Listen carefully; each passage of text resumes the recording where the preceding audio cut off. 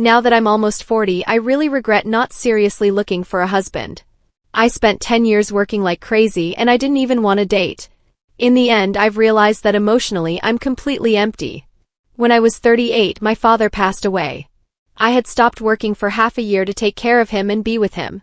After that, work started to dry up, and I suddenly stopped feeling that constant panic. It's been 2 years since my father passed and I feel lonelier than ever. Whenever I have a week off, I buy a plane ticket and go back to my home in Guangdong to be with my family. My sister-in-law always looks confused. She probably thinks I've suffered some major blow and came back to heal or something. She doesn't dare ask me anything, but she cooks a whole bunch of delicious food every day, maybe to comfort what she thinks is a wounded heart. Then my little nephew says, "Auntie, come play games with me." That's when I realized, oh my God, that was the happiest moment of my life. In that moment I finally understood, it's not that my family needs me like everyone says, it's that I need them. They are my reason to keep going. This is something I only came to understand as I approached 40. Turns out I want a home. I want a family life and that kind of atmosphere. I want a child too. I just don't know if it's still possible. It's not that I don't believe in love or marriage, it's that I long for it too much. Can a person truly live only for themselves? If you could go back to when you were 19, what kind of adventure would you want to have? Men say no. It's a phrase echoing louder than ever across China, and yet many women still can't understand why they are single. Chinese men are no longer willing to play the role of provider, protector, and silent sufferer, while getting little in return. For decades, the burden of marriage in China fell squarely on men's shoulders, buying a house, affording bride price, taking care of in-laws, and constantly proving their worth. Now many men are walking away from that deal. Take a look at my 2 daughters, tell me, which one do you prefer? This one is the younger sister, gentle, kind, and a teacher. And this one is the older sister, lively, cheerful, and she owns a clothing store. So which one catches your eye? Uncle and auntie, your son works hard to earn money outside, so when he comes home he should just rest. I'll take care of all the housework. You two just focus on playing with your grandson. After working hard for half your lives, it's time to enjoy some peace and happiness. In China, women over 28 who remain unmarried are often labeled sheng nu, means leftover, facing societal pressure to prioritize marriage. Many focused on careers or held unrealistic expectations, demanding men with top-tier incomes, homes, and status, only to later regret dismissing potential partners. Now, some struggle to find matches as traditional suitors marry younger women, leaving them questioning if their standards led to missed chances at love. I am a successful woman. I have degrees from top schools, I work in a big company, I earn more money than most men. But now, I am alone, and I regret everything. When I was young, I thought education was everything. I studied hard. I got the best grades. I refused dates because I had no time. My parents said, "Focus on your future." So I did. I thought love would come later, but later never came. My career took off. I bought my own apartment. I traveled the world. But at night, my home is silent. No husband, no children, just me and my achievements. I rejected good men because they weren't perfect. Not tall enough, not rich enough, not ambitious enough. I thought I deserved the best. But the best men married younger, softer women, women who didn't intimidate them. Now my friends are married. They complain about their husbands, their children, their messy lives. But they have something real. I have promotions, I have awards, and I have loneliness. I wish I had known no degree can warm your bed, no salary can hug you at night. I was so proud, so independent. Now I see I was just afraid to need someone, afraid to be vulnerable. If I could go back, I would tell my younger self, don't chase perfection, chase love, before it's too late. But now, it is too late, and all I have are my regrets. She chased the wrong dreams. She thought success meant money, degrees, and pride, but forgot the warmth of a shared life. Now she blames her ambition, when the truth is simpler. She feared love more than loneliness. A strong woman doesn't regret her education or career. She regrets not having the courage to balance both. I am a successful, beautiful, and highly educated woman. My standards are not high, they are just basic. Yet no man can meet them. All the men I meet are useless. They stare at their phone screens all day, scrolling and tapping like mindless robots. They have no ambition, no charm, no elegance. I deserve a man who is tall, at least 188 centimeters, with a perfect face, a high salary, a luxury house, and a sports car.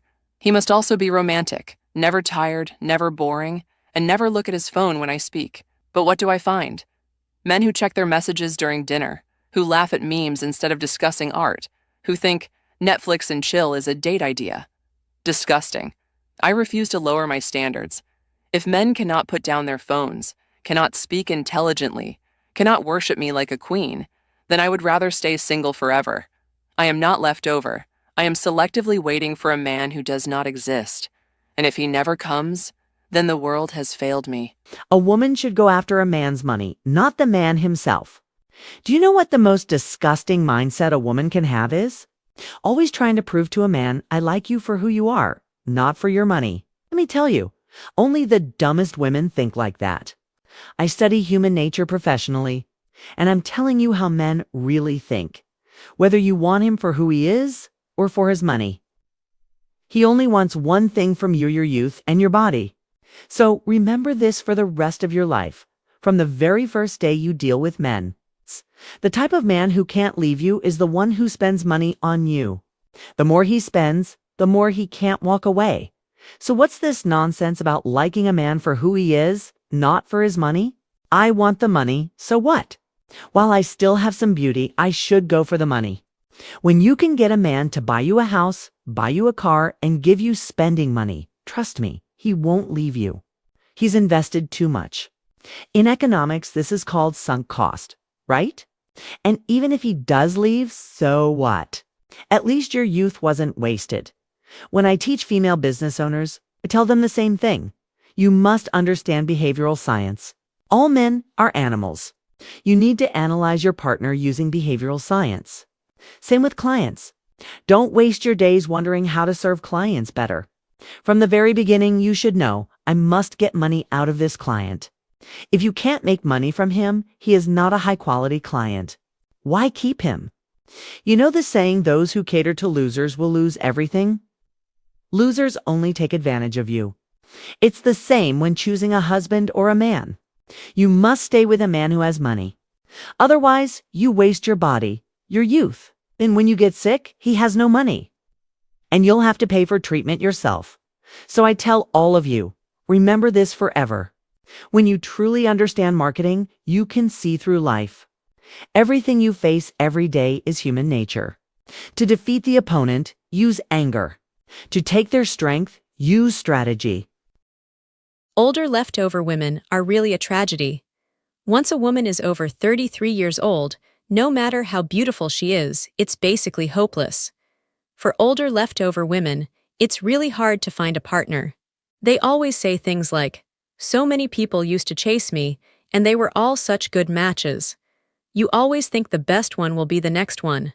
Then, when your coworkers, friends, and close girlfriends, people who you once thought were not as good as you, end up marrying well, you start believing you'll definitely marry someone 10 times better than they did. Otherwise, you feel like your beautiful face has gone to waste. But after picking and picking, you find that each option is worse than the last. By the time you reach 37 or 38, you might finally choose a divorced man with a child. If his conditions are even slightly better, he's likely more than 10 years older than you. If you can't accept that, then you'll just have to keep waiting until you grow old and have to support yourself in old age. That's probably how your story will end. Well, the ending for older leftover women is definitely having a home but no family. Back then, people believed there were about 30 million more women than men, but based on the number of women in their so-called glory years, the figure is already close to 100 million. In Ningbo, the reality is that there are more women than men, and a large proportion of them are quite good-looking. These women in their mid-30s are the leftover ones, and across all of China, their proportion is actually higher than average. They expect the man's age not to be too old, his finances not to be too unstable, and his personal security level not to be too low, yet they completely ignore the reality that in Western countries, age is a big factor. Since around 2002, They have collectively entered the matchmaking market to fight over men, and these 35-plus women are at a clear disadvantage.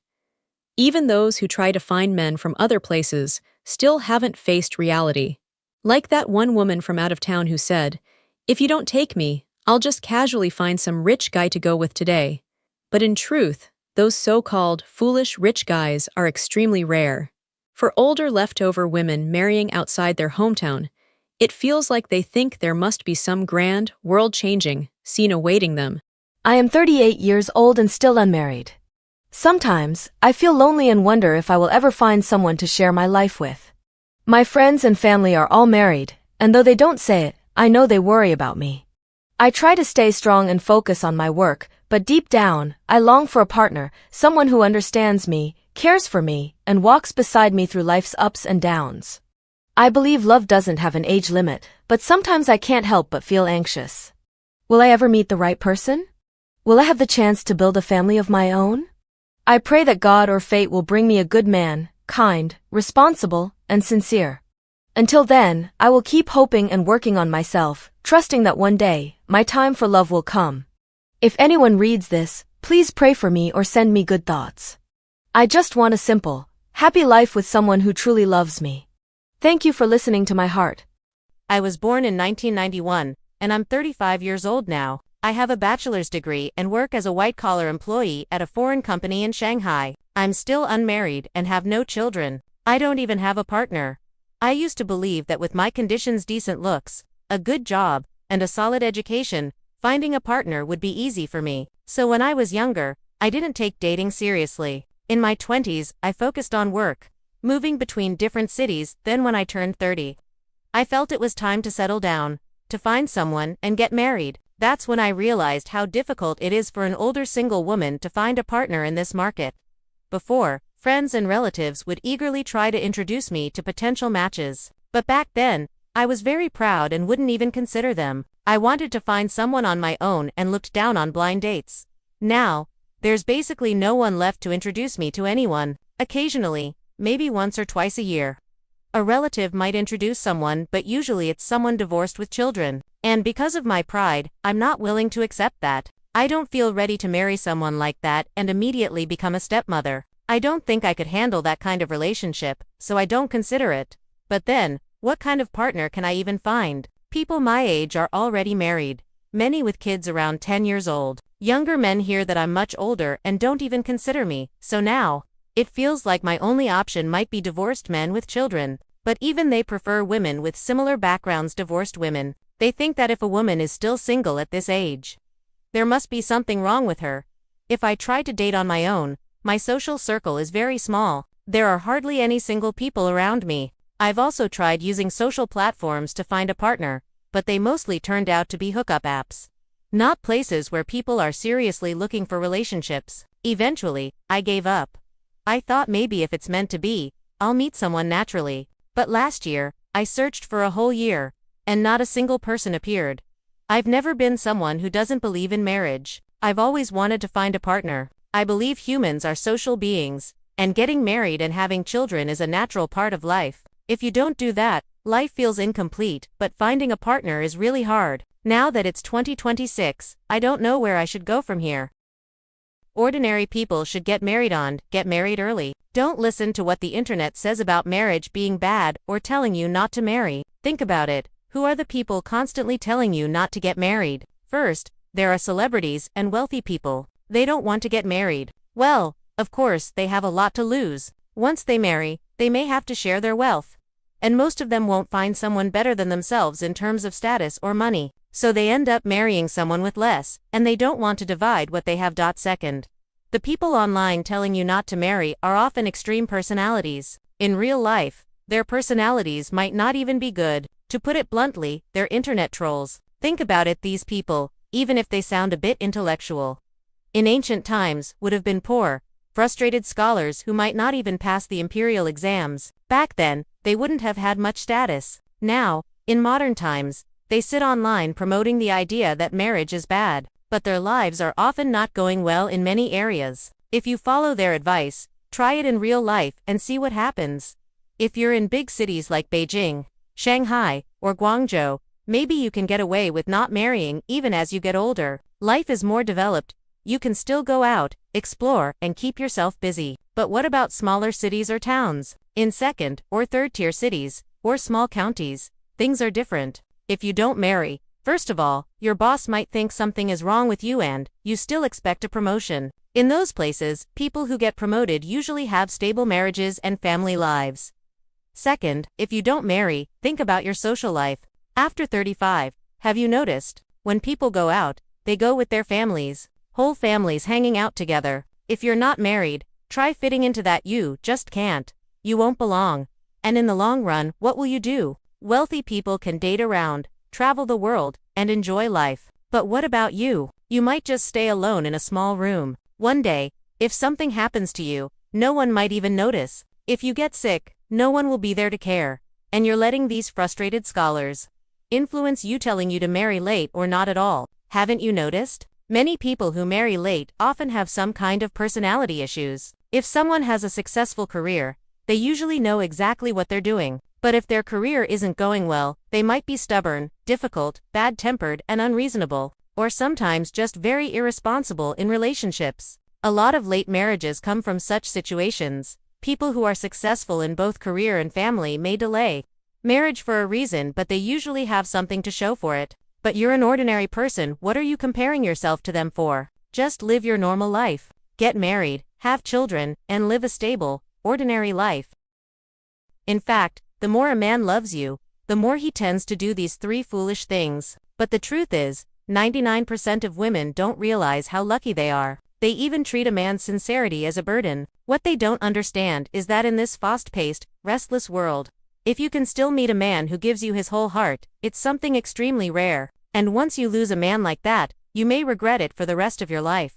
First, a man who truly loves you will be clingy. I don't know if you've ever met someone like this. He makes you the center of everything. Whether he's busy or not, he wants to call you or send you messages. He can't help wanting to know what you're doing every day. He always wants to share the little details of his life with you. But some women are too short-sighted and think this kind of man is immature or childish. That is completely wrong. You should understand that in society, he may actually be a decisive, strong man. It's just because he has chosen you that he's willing to spend his time on you. If you don't appreciate this special attention and instead keep criticizing him, then once he completely gives up on you, you'll have nowhere to cry.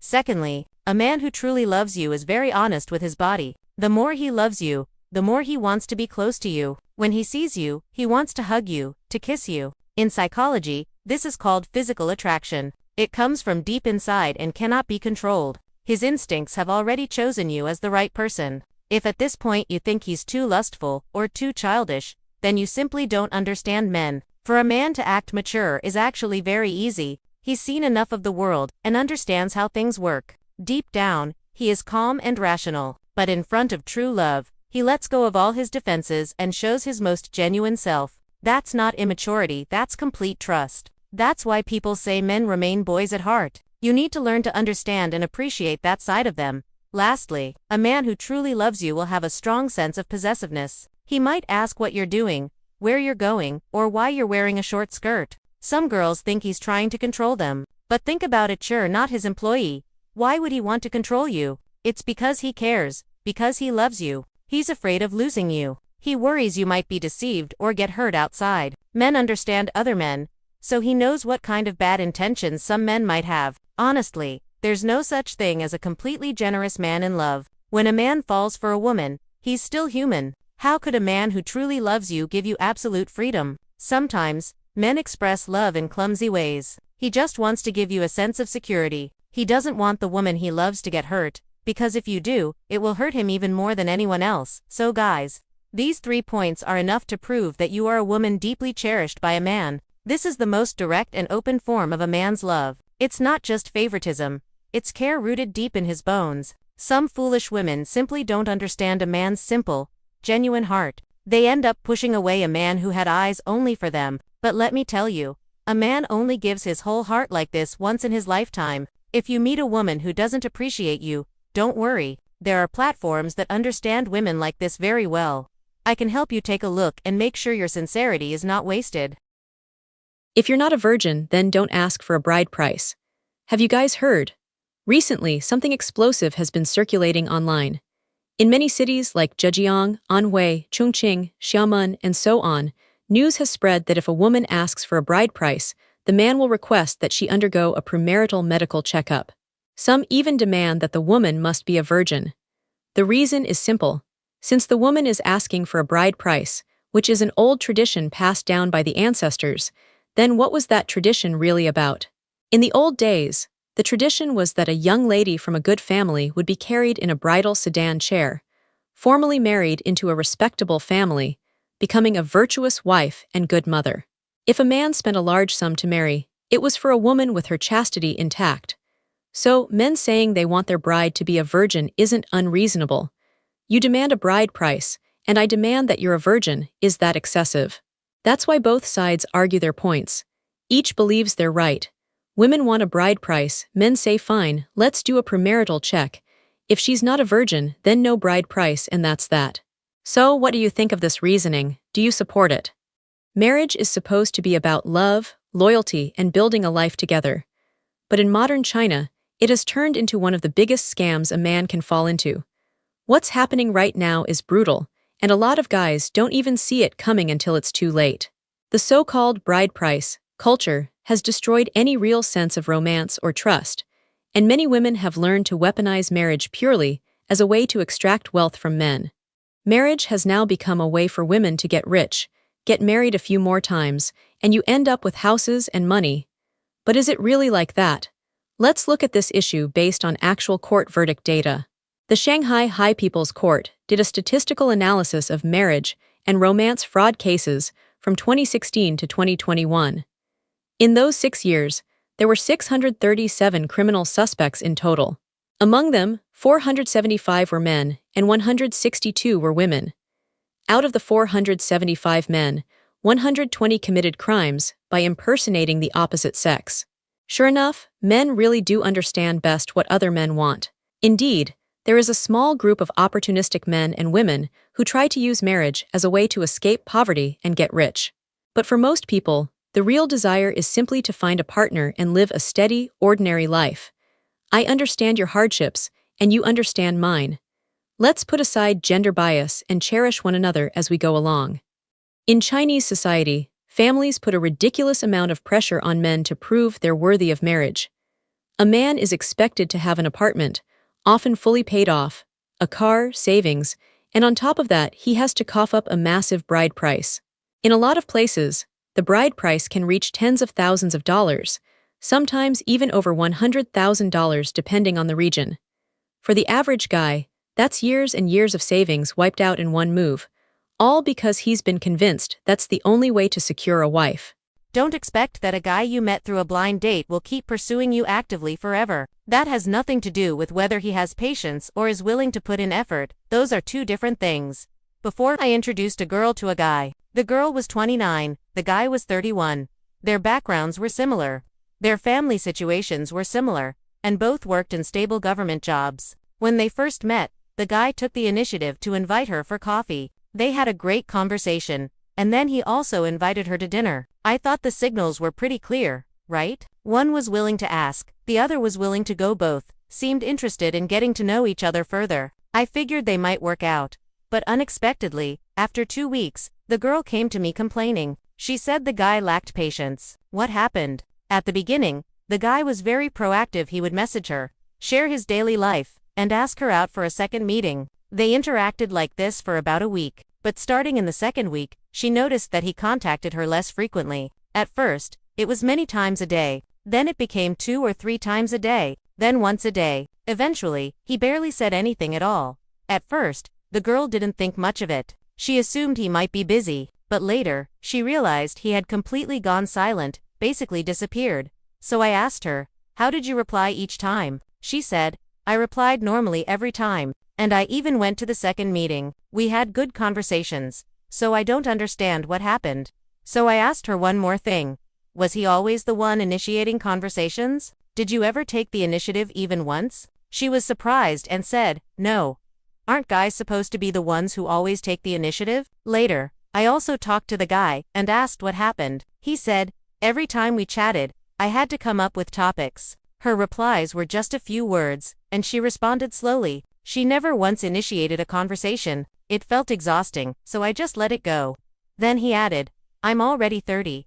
I'm not like I was in my early 20s. Putting a lot of effort into chasing girls. With blind dating, I'm just looking for someone suitable to marry and build a life with. If there's no response and it feels tiring, I'd rather stop. So you see, guys nowadays won't spend a huge amount of time chasing a girl, especially when they're at the stage of looking for marriage. If he likes you, he will take the initiative, but if he doesn't get a response, he'll give up. It's not that he doesn't like you, he just feels it's not worth it. Do you understand? If you still believe that a man should always be the one initiating and constantly chasing you, then just wait. We'll find that the guys you think are decent will all be chosen by girls who are willing to take initiative. Recently, I've handled several divorce cases, and I've noticed something quite interesting. These couples were all relatively younger, 31 or 32 years old. Before getting married, they had been together for quite a long time. Usually 5 to 6 years, sometimes even 7 to 8 years. Only after all that time did they decide to get married. But then, within just 1 year of marriage, or even less, they ended up filing for divorce. That really puzzled me. I kept wondering. Before getting the marriage certificate, they were able to stay in a sweet, stable relationship for 5, 6, even 7 or 8 years. So why is it that once they get married, it suddenly feels like they can't go on anymore? Is getting a marriage certificate some kind of turning point or barrier? So I asked one of the women involved in a case. She said the reason she couldn't continue the marriage was because her husband couldn't support the family financially, and he was overly dependent on his mother, a mama's boy. I then asked her, didn't you know this before getting married? But that wasn't the case. She had been in a relationship with him for 5 or 6 years before marriage. It wasn't a rushed decision. I said, since you're bringing this up, it seems like you value certain things in a partner: financial capability, personality, and their relationship with their parents. But you already knew all of this before marriage, and you still chose to marry him. So can I assume that, at the time, you didn't think these issues were serious enough to prevent you from becoming a couple? And if you made the decision to marry, why is it that within such a short time after the wedding, you feel like you can't go on and want a divorce? She couldn't give me a clear answer. That's what confuses me. Why is it that before getting married, these issues seem acceptable, but after getting the marriage certificate, they suddenly become unbearable? But I'm not saying that people shouldn't get divorced after marriage. As many people say, marriage is for happiness, and divorce is also for happiness. Still, it feels a bit unfortunate. In just a little over a year, someone's identity can suddenly change from being single to being divorced. There's a sense of regret there, though it's hard to fully explain. So can anyone tell me what's the real reason? Why do conflicts between two people seem to suddenly intensify after getting married? Even though they were already living together and in a relationship before, and it wasn't a short-term or impulsive romance, I still can't quite figure it out. I only want a virgin. I don't want someone who's not clean. Because my hometown is in Chaos Han, and right now I'm working in Dingguan. I'm 22 this year and I've never been in a relationship before. I'm also a virgin. White paper looks for white paper, you know? If we're both doing it for the first time, I think that's fair. So I want to ask everyone, are there any guys like that in Dingguan? 大家知道现在郑州的男生都 Do you know how clear-headed the guys in Zhengzhou are these days? Yesterday, an out-of-town girl came to our matchmaking service to sign up. In every other aspect, she was pretty average, but she was very attractive, an absolute stunner. However, her demands were anything but modest. She wanted a local Zhengzhou man with an annual income of at least 300,000 yuan, who owned a car and property, and insisted that her name be added to the property deed after marriage. I told her that we do have many high-quality Zhengzhou bachelors here, but we also have to be responsible to these men, so I had to ask her what she could bring to the table. She said she had no dowry but was very beautiful and could provide emotional value. After hearing that, I was speechless, because guys in Zhengzhou nowadays are extremely clear-headed. They won't be easily fooled by superficial charms. If a woman wants to gain something from a man but can't contribute equal value herself, it's simply not happening. And forget about unrealistic fantasies like having her name added to the property deed. The well-off men in Zhengzhou today are all very sharp and pragmatic. What do you guys think?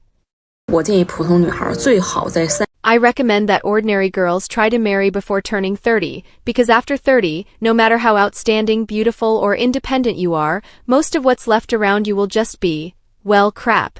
Honestly, I'm going to be very blunt. Those exceptionally high-quality men you might be interested in? They have better options. Girls today are just too exceptional. All women are amazing. So let's not engage in female competition, let's not compare ourselves to anyone, and I'm not trying to create anxiety. If you can find a good partner, then get married. If not, staying single isn't a bad choice either. There's no absolutely right or wrong decision here. Marriage does give you support and a family, but it also comes with trivial burdens. If you don't marry, you might feel lonely without a partner, but you'll have much more freedom. So no matter what you choose, it's not wrong. If you do marry, it must be to someone truly good, your ideal type. But if you really can't find that person, staying unmarried isn't a bad backup plan. Don't listen to what others say and don't stress too much thinking, "Oh no, I'm getting older, men only want younger women now, no matter how amazing I am, I'm no longer in demand." And then lowering your standards. That's really unnecessary. Living alone isn't so bad either. I'm 32 now and still unmarried. I've been with my boyfriend for over 5 years and we're very happy, our relationship is great. Of course, some might say, you've been together 5 years and still aren't married?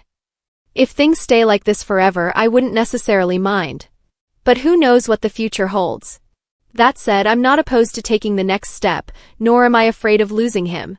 Once you really think things through, you'll feel much lighter, less weighed down. For me, marriage is something I both desire and resist.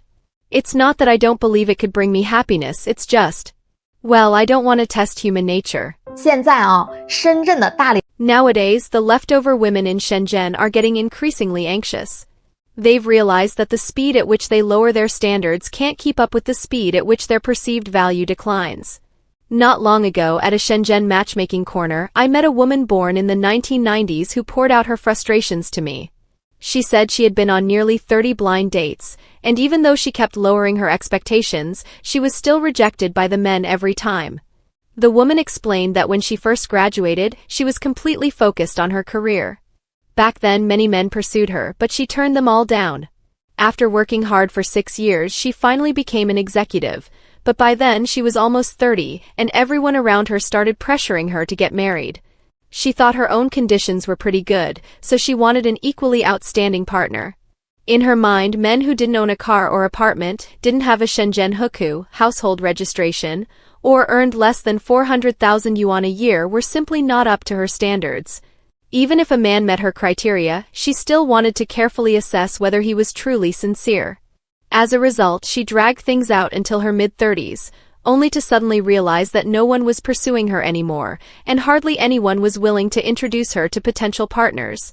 On the rare occasion someone did, the matches were mostly divorced men.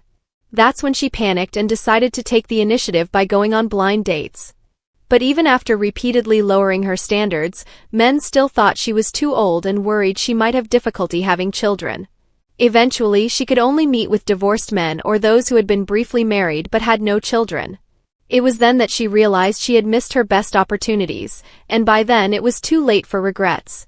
What do you all think after hearing this woman's story? This is a pre-wedding meeting between the couple's parents in China. The bride's mother demands a bride price of 600,000 yuan. However, the groom and his parents come from a modest background and cannot meet her family's expectations. Upset by this, the bride begins to behave rudely toward the groom's family. "I am a successful woman, and I deserve the best." But men these days, they don't even come close. If a man doesn't earn at least 500,000 yuan a month, how can he provide for the life I'm used to? I work hard, I look good, and I expect the same level of effort from a partner. Most men can't even afford a luxury apartment in the city center, let alone vacations in Europe or designer bags. If he can't buy me a Chanel without thinking twice, then what's the point? I'm not asking for too much, just a man who can match my standards. And it's not just about money. He should also be tall, handsome, never argue with me, and always put me first. If he expects me to cook or clean, he's already failed. I didn't spend years perfecting myself to settle for an average man who can't even afford a Michelin star dinner every week. Some people say my standards are too high. I say they're just realistic. Why should I lower my expectations when I'm at the top? Men need to do better, or they'll keep getting left behind. I want to share my feelings about marriage today. I feel very upset and tired. Women's standards are too high now. They want a house, a car, and a high salary. If you don't have these things, they won't even look at you. But it's not just that, the bride price is too expensive. Some families ask for hundreds of thousands, even millions of yuan. How can an ordinary man like me afford that? I work hard every day, but no matter how much I save, it's never enough. And it's not just the money. Women also want a perfect man, tall, handsome, with a good job, who treats them like a princess. But what about us ordinary men? We have feelings too. We also want love and a family, but everything is about money and conditions now.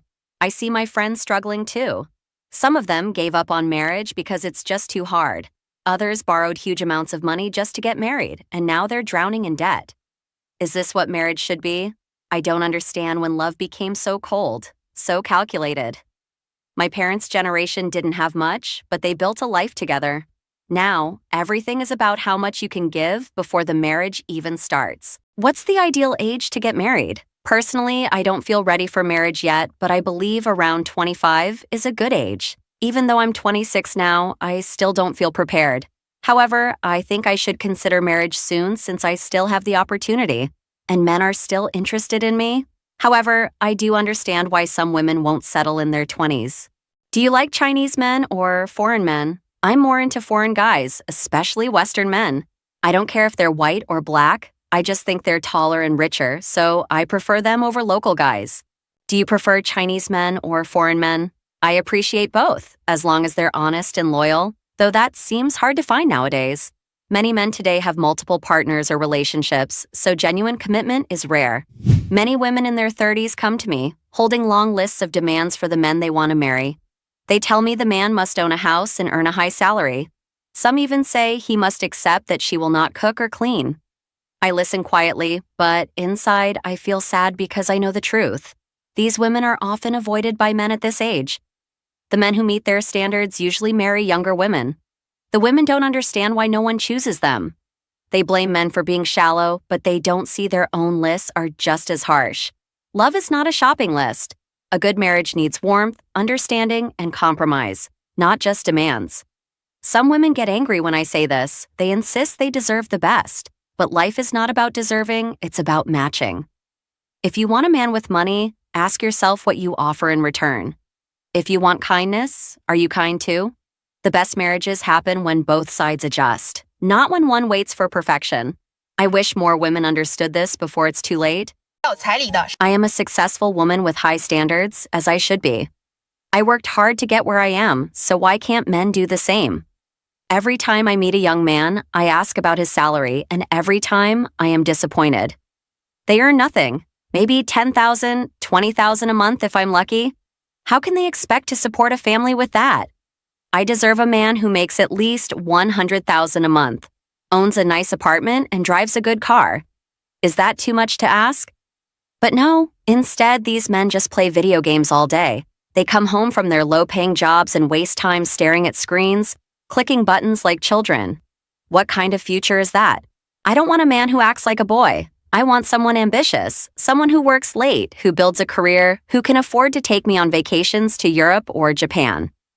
And it's not just about money. These men have no manners. They don't open doors. They don't plan nice dates. They don't even dress well.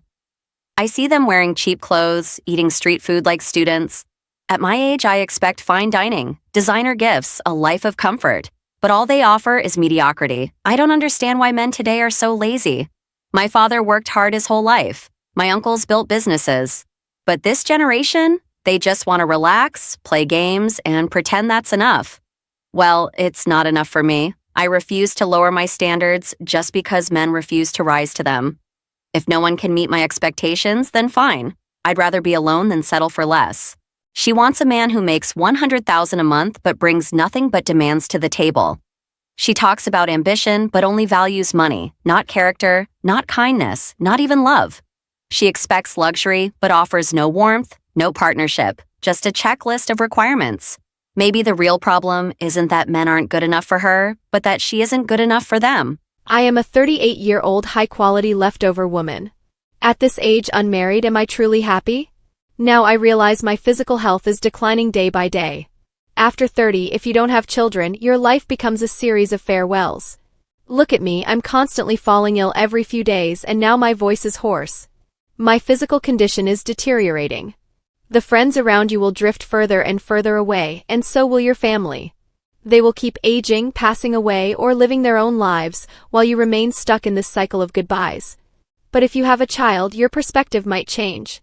As they grow up beside you, you'll feel the vitality of a new life, accompanying them as they slowly mature. It turns out the world after 30 isn't just black, white, and gray, it can still be colorful. Without a child, you truly don't know what your future will hold after 30. That's why I'm so worried now. Can I still conceive? My fertility value keeps declining, and I'm filled with dread, afraid I'll regret my future choices. This anxiety often keeps me up at night. My future husband must be a millionaire. No excuses. He should earn at least 1 million yuan every month because I am used to a luxurious lifestyle. I love shopping, traveling first class, and dining at high-end restaurants. If he can't afford my tastes, he is not worthy of me. He must be tall, with a handsome face and a fit body. He should dress in designer clothes and drive a luxury car. I won't settle for anything less. He must also be completely loyal, no talking to other women, no female friends, and definitely no ex-girlfriends bothering him.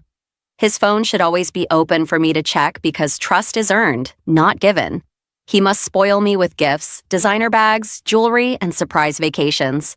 If he forgets my birthday or our anniversary, it's over.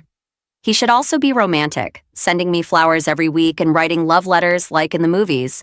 He must respect my parents and buy them a big house because family is important. He should also hire a maid so I never have to do housework.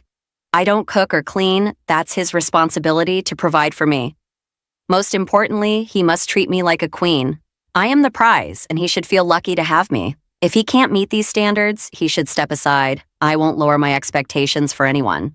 She clearly lives in a fantasy world where love is measured in bank balances and designer labels. Real relationships aren't built on demands and shopping lists. They're built on mutual respect, shared values, and genuine connection. If she thinks money guarantees happiness, she's in for a rude awakening. A millionaire might buy her luxury, but he won't buy her loyalty, trust, or real love. Those things can't be purchased. Maybe she should focus less on his salary and more on whether he's actually a good person.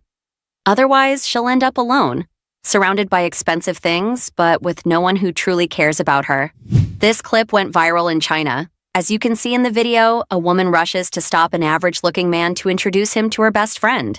Her friend is single and hasn't been able to find a wealthy man for marriage. They have a brief chat. The man clearly seems uncomfortable during the whole interaction, but the women don't care. In the end, they take his phone number. I am 42 years old, successful, beautiful, and accomplished. Yet I am alone. People say I should settle, but why? Just because time has passed does not mean I should accept less than I deserve. I wanted a man who is tall because I am elegant and deserve someone who matches my presence. He must earn more than me, own property in first-tier cities, and drive a luxury car. Anything less is embarrassing. He should speak multiple languages, have a PhD from a top university, and never have been married before. Now, people pity me. They whisper, she's too picky, or no man is perfect. But why shouldn't I demand perfection? I worked hard, stayed youthful with treatments, and built a life many envy. Why should I share it with someone ordinary? Yes, I regret waiting this long, but regret doesn't mean surrender. I'd rather be alone than with a man who makes me feel like I've compromised. If the right one never comes, so be it. At least I never betrayed my standards. She complains about being alone yet refuses to see the irony in her own demands. At 42, she clings to a checklist designed for fantasy, not reality, expecting a flawless prince while time quietly proves her wrong. Her standards aren't high, they're delusional. She'd rather romanticize loneliness than admit that love requires flexibility, not perfection. The tragedy isn't that she's single, it's that she's too proud to ever realize why. I never thought I'd be single at 39. When I was younger, I imagined my life would follow the same path as my friends: marriage, children, a family of my own. But here I am, still alone, and sometimes the loneliness feels heavy. I see my friends with their husbands and kids, and I wonder where I went wrong. Maybe I was too picky, maybe I waited too long. But even now, with the regret settling in my heart, I can't bring myself to lower my standards. I've had chances, of course, men who were kind but didn't challenge me, men who were stable but couldn't understand my ambitions, men who wanted a wife but didn't really see me. And each time I walked away, telling myself the right one would come. Now, time has passed, and the right one still hasn't arrived. People tell me I'm too stubborn, that I should settle before it's too late. But what's the point of being with someone if I have to shrink myself to fit into their life? I won't lie. There are nights when I cry, when the silence in my apartment feels too loud. I wonder if my pride has cost me happiness, but then I think about the women who married out of fear, who wake up next to someone they don't love, and I know I made the right choice. It hurts, but I'd rather be alone than pretend. So yes, I regret being single. I regret the years slipping by without someone to share them with, but I don't regret holding out for something real. Maybe it's too late for me. Maybe love just wasn't in my fate. But if I had to choose again, I'd still refuse to settle. Because in the end, the only thing worse than being alone is being with the wrong person and still feeling lonely. 35岁大龄 35 years old, considered leftover, and unmarried. Why have I been single all this time? These past few days I've been reflecting and summarizing my experiences, and I realize that I've been a bit stingy and reserved. Seriously, single girls, take my advice. If you like a man, spend a little money on him. Whether he's a poor guy or not, given how hard it is for men to pursue women these days, spending money works wonders, let alone when it's us women pursuing men. Several of my close girlfriends who married well were all generous when they were dating. After marriage, their husbands voluntarily handed over their finances and fought for control. Any decent guy with the right values won't let you lose out. In fact, he'll likely repay you double. So not only will you win him over, but you also won't end up at a disadvantage. To marry well like my girlfriends, I need to change my mindset. I won't wait for men to chase me. I'll take the initiative and pursue them myself. 大龄剩女嫁不出去 Older leftover women who can't get married, none of them are truly innocent. Recently, many unmarried women over 35 have come to me. Just yesterday, a 36-year-old woman told me she wasn't unable to get married. She just hadn't found the right one yet. So I asked her what her requirements were. She said she didn't have any, just that they had to like each other. So I asked her, would you like someone with no money and no house? She thought for a moment and said, at our age, if a man still doesn't have a car or a home, his ability is probably lacking. I pressed further, what about someone ugly and under 170 centimeters? She quickly shook her head. Asterisk, I'm not looking for a super handsome guy, but he can't be ugly either. At least decent looking, clean, and presentable. And height-wise, he should be at least 175 centimeters. I'm 164 centimeters myself. Asterisk. Then I asked, what if he earns less than 10,000 a month? She replied, 10,000? That's such a low standard of living. We'd want kids someday. Formula, tuition, living expenses, car loans, mortgages, social obligations to relatives, and taking care of aging parents. How could 10,000 possibly cover all that? I think at least 20,000 is necessary. I suggested, what about skilled laborers, small business owners, or salespeople? If they work hard, they can make 20,000 a month, though their education level might not be high. She shook her head again. That's so embarrassing. My friends would laugh at me. I waited all these years just to end up with a guy like that? My mom works in an office, after all. Finally, I asked, what about a divorced man with kids? She firmly refused. No, he has to be unmarried because I'm unmarried. See? I told her. Asterisk, these are all requirements. The reason you can't find someone is that your standards are... This Zhejiang woman took advantage of the May Day holiday to go on 3 blind dates in one day. Morning, noon, and evening. But all ended in failure, all because she presented 3 conditions. First, she demanded a betrothal gift of at least 580,000 yuan. Second, she required a fully paid premarital apartment worth no less than 1.5 million yuan, which must also be transferred to her name. Third, after marriage, the man's entire salary must be handed over to her. She herself holds a master's degree but is already 39 years old. Though she wore a mask, her looks were generally passable. While all 3 men were her preferred type, after hearing her 3 conditions, each of them responded with a cold laugh, told her to hurry to the temple and pray for a husband, then decisively walked away. Before leaving, they even politely paid the bill, leaving her sitting alone at the table. I'm really about to lose my mind. I never thought my life could turn out like this. During the May Day holiday, I spent almost 3 or 4 days crying. I admit I don't have much talent or ability. All I can do is cry, but crying doesn't seem to solve anything. So I've decided to sort out my thoughts. People often say that men shouldn't start a relationship when they have no money, or they'll only face humiliation. But a truly good woman is one who stands by you firmly even when you have nothing. A man's character is shown by whether he can resist temptation when he's wealthy, while a woman's character is shown by what she chooses to uphold when her man has nothing. Do you think these qualities should matter when choosing a partner? A lot of women these days try to climb the social ladder through marriage, expecting to live an easy life at the man's expense. But men from smaller towns don't owe you anything, right? Are you coming to his family to collect some debt? When a man marries you, it's to build a life together, not to support you financially. Is he supposed to bail out your whole family?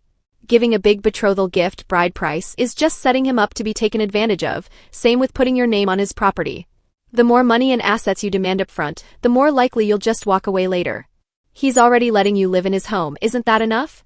Why insist on co-owning everything unless you're planning an exit strategy?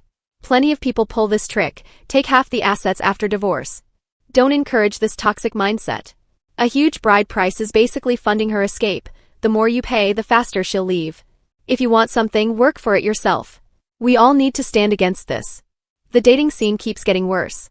Some women make endless demands without reflecting on what they actually bring to the table. Can you even cook a decent meal? Is your daughter some flawless, virtuous maiden who'll dutifully care for her husband and children? Stop making one-sided demands. If you're only eyeing what the man can provide, his wealth, his family status, without considering what you offer in return, you're part of the problem. Lately, I've been hearing a lot online that when a husband falls into debt, his wife will almost always leave him without exception. They say that once a man loses his ability to earn money, the first person to look down on him is his own wife. Many couples claim they'll stick together in good times, but very few actually stay through the hard times. Do you think this is really true? I was born in 1989, so I'm 36 this year, well past the age when society expects people to settle down. Most of my friends are already married, with happy families and grown-up kids, while I'm still single. In my 20s, I was decent looking and had a few admirers. Back then, finding someone to marry would have been easy. But after 35, my age became my biggest hurdle. Now, it feels hard to meet the right person at this stage, yet staying unmarried also seems unusual, and I worry about being alone in old age. My parents keep telling me to lower my expectations, stay positive, and that I can still find someone. Have you noticed that many women who demand cars and expensive gifts for marriage are often those with limited skills and life experience? They spent their youth on unreliable men, their energy on nightlife, and their kindness on past relationships. In the end, all they have left are tactics for dealing with men. Do you agree?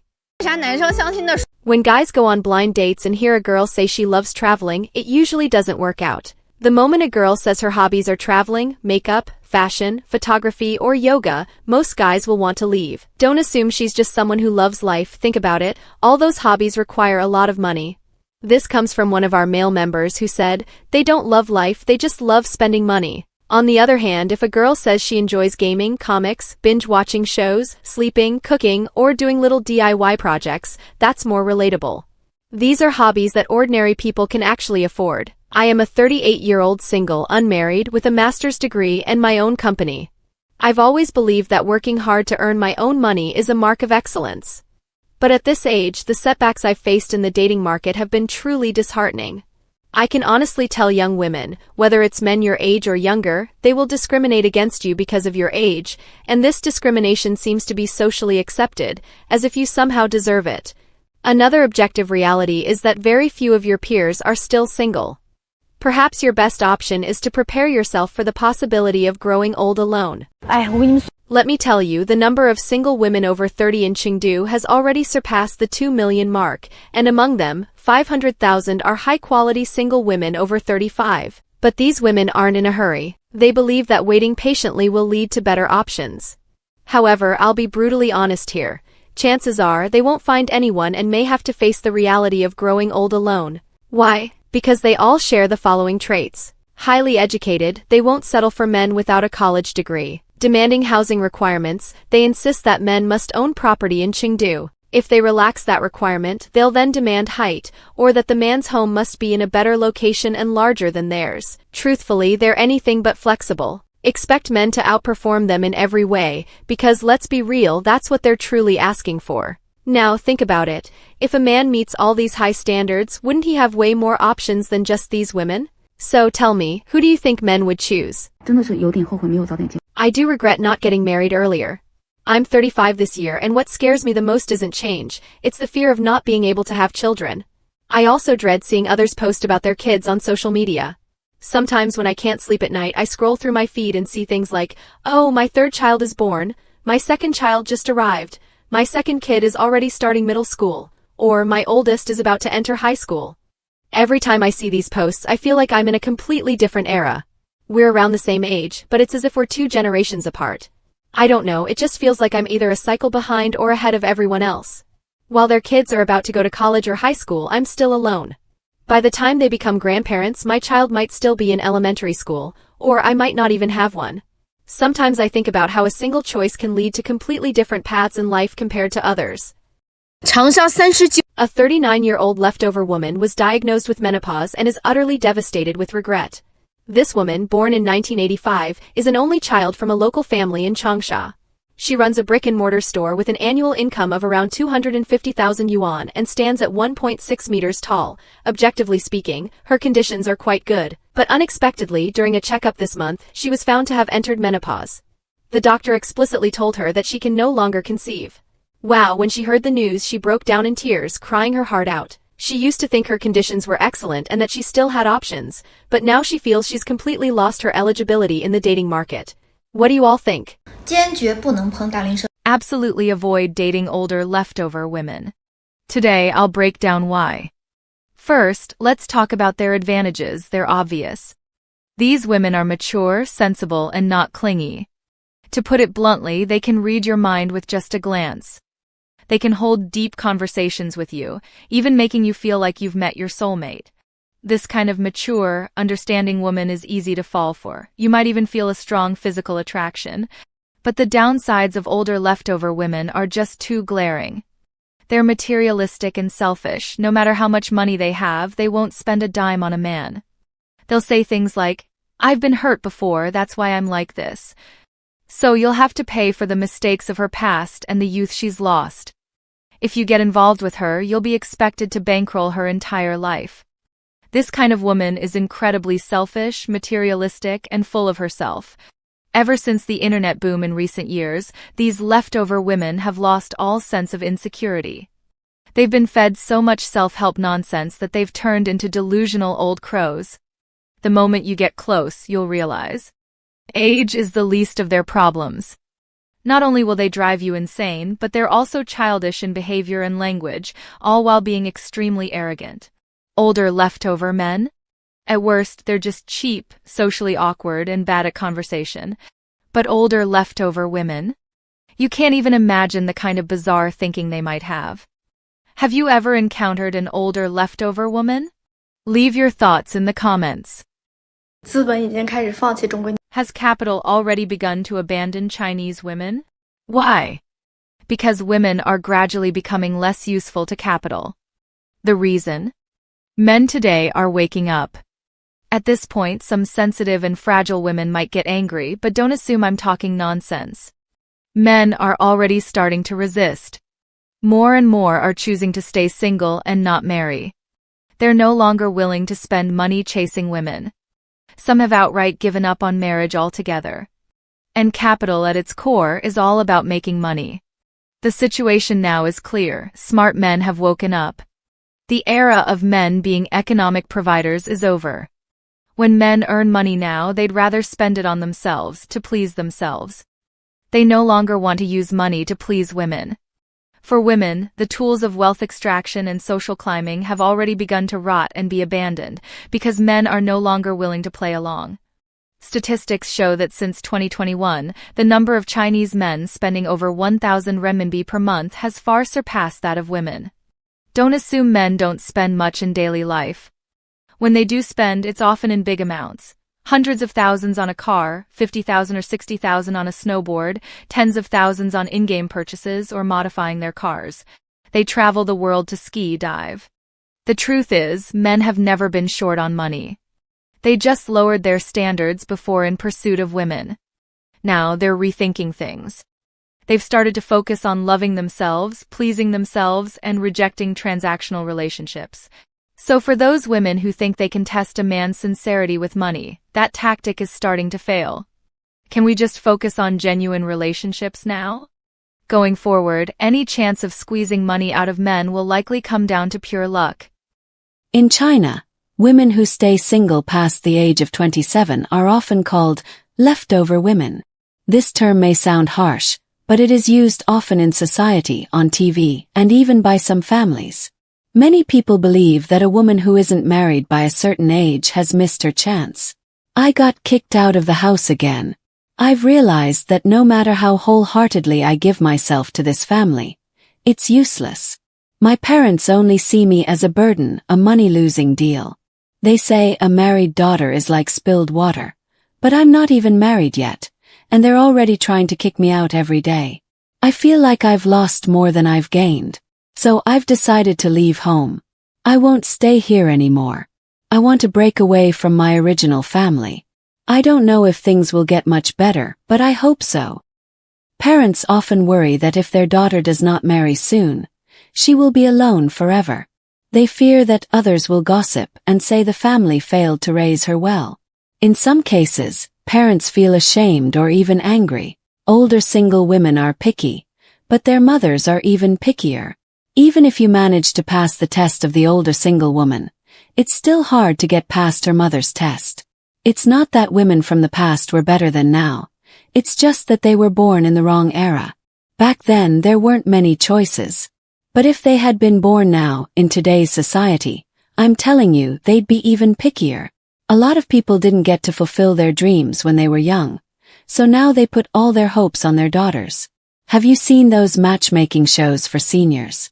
Those aunties and grandmas are already in their 50s or 60s, and their demands are even more outrageous than those of young women today. So when you're dating or going on blind dates, if a girl says, "My parents don't agree," or "I have to listen to my mom," or "I need to get past my parents first," I'm telling you, walk away early. The moment you start getting involved, your whole family will end up owing her something. These women are not lazy or difficult. Many are highly educated, have good jobs, and live independently. They take care of themselves and contribute to society. But still, they are told they are too old to be attractive or good enough for marriage. I never thought that one day I would be driven out by my own family. Half of the pressure comes from society, and the other half truly comes entirely from my parents. I really feel like older unmarried women are being pushed out of their original families. I'm currently going through that myself. It's the first day of the Lunar New Year, and there's already been a big argument. I wasn't feeling well today, probably because I was bombarded with pressure yesterday. I didn't eat anything this morning and went straight to the hospital. Later, my mom came to find me and we went shopping together. Things seemed peaceful for a bit. We strolled down a street calmly.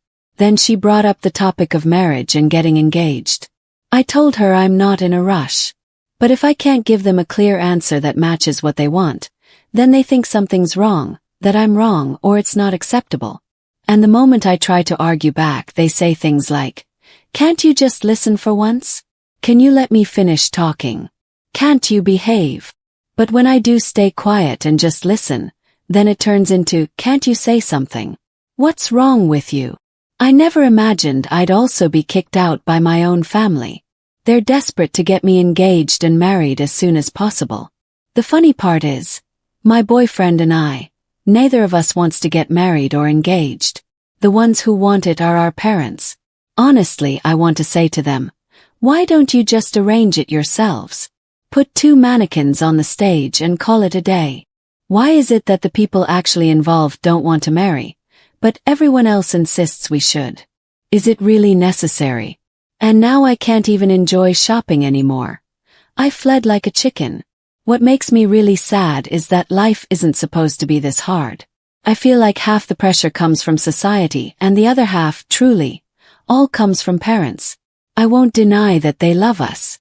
But I also can't deny that every holiday, especially during New Year, they give us endless stress. I thought I could make it through this year. I followed all the survival tips online, thought I could withstand the bombardment, but no, I wasn't strong enough. I still couldn't handle their fire. What do I do now? Really, what do I do? Right now I'm just sitting alone on the side of the street.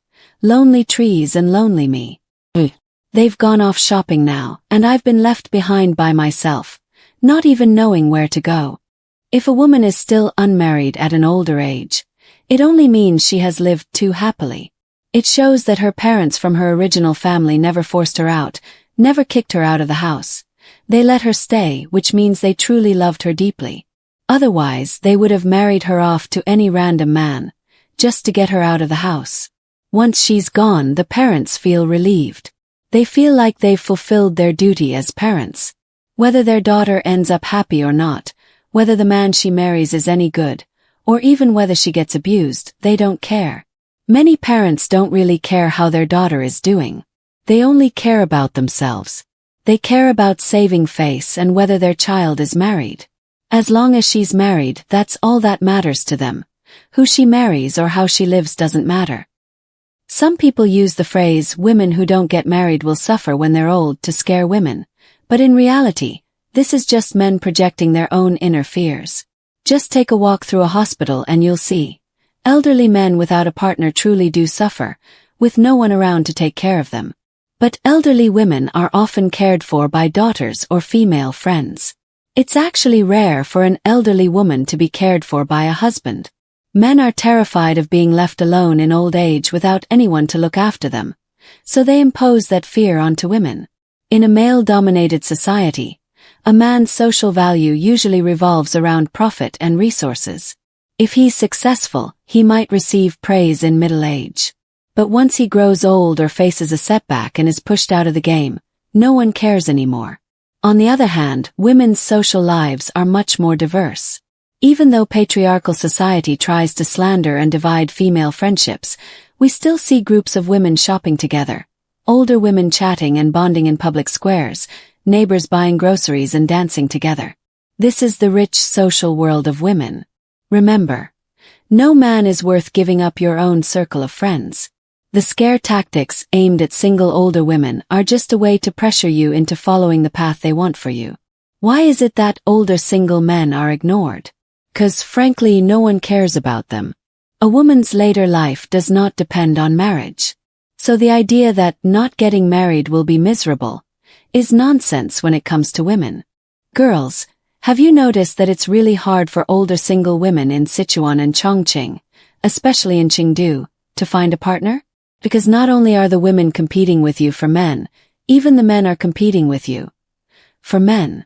If you happen to find a guy who looks decent and seems like he'd be good for marriage, turns out he's gay. I'm not even kidding.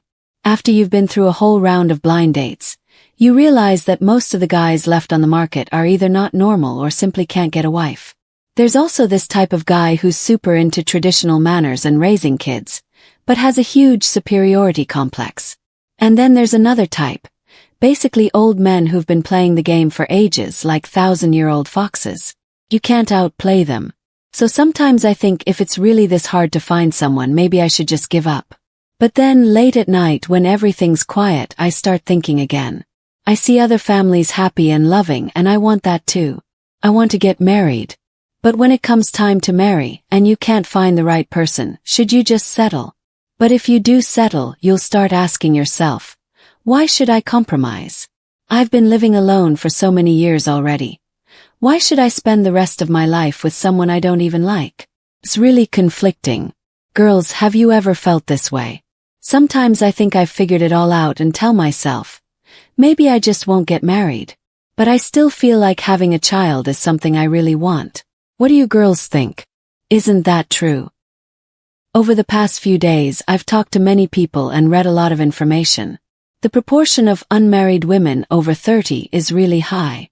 But the reality is that in the matchmaking market, no matter how outstanding you are, just being over 30 is enough to make most men back off.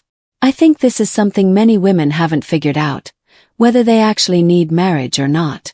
My mom used to say that if I wasn't married by 26, she'd kick me out of the house.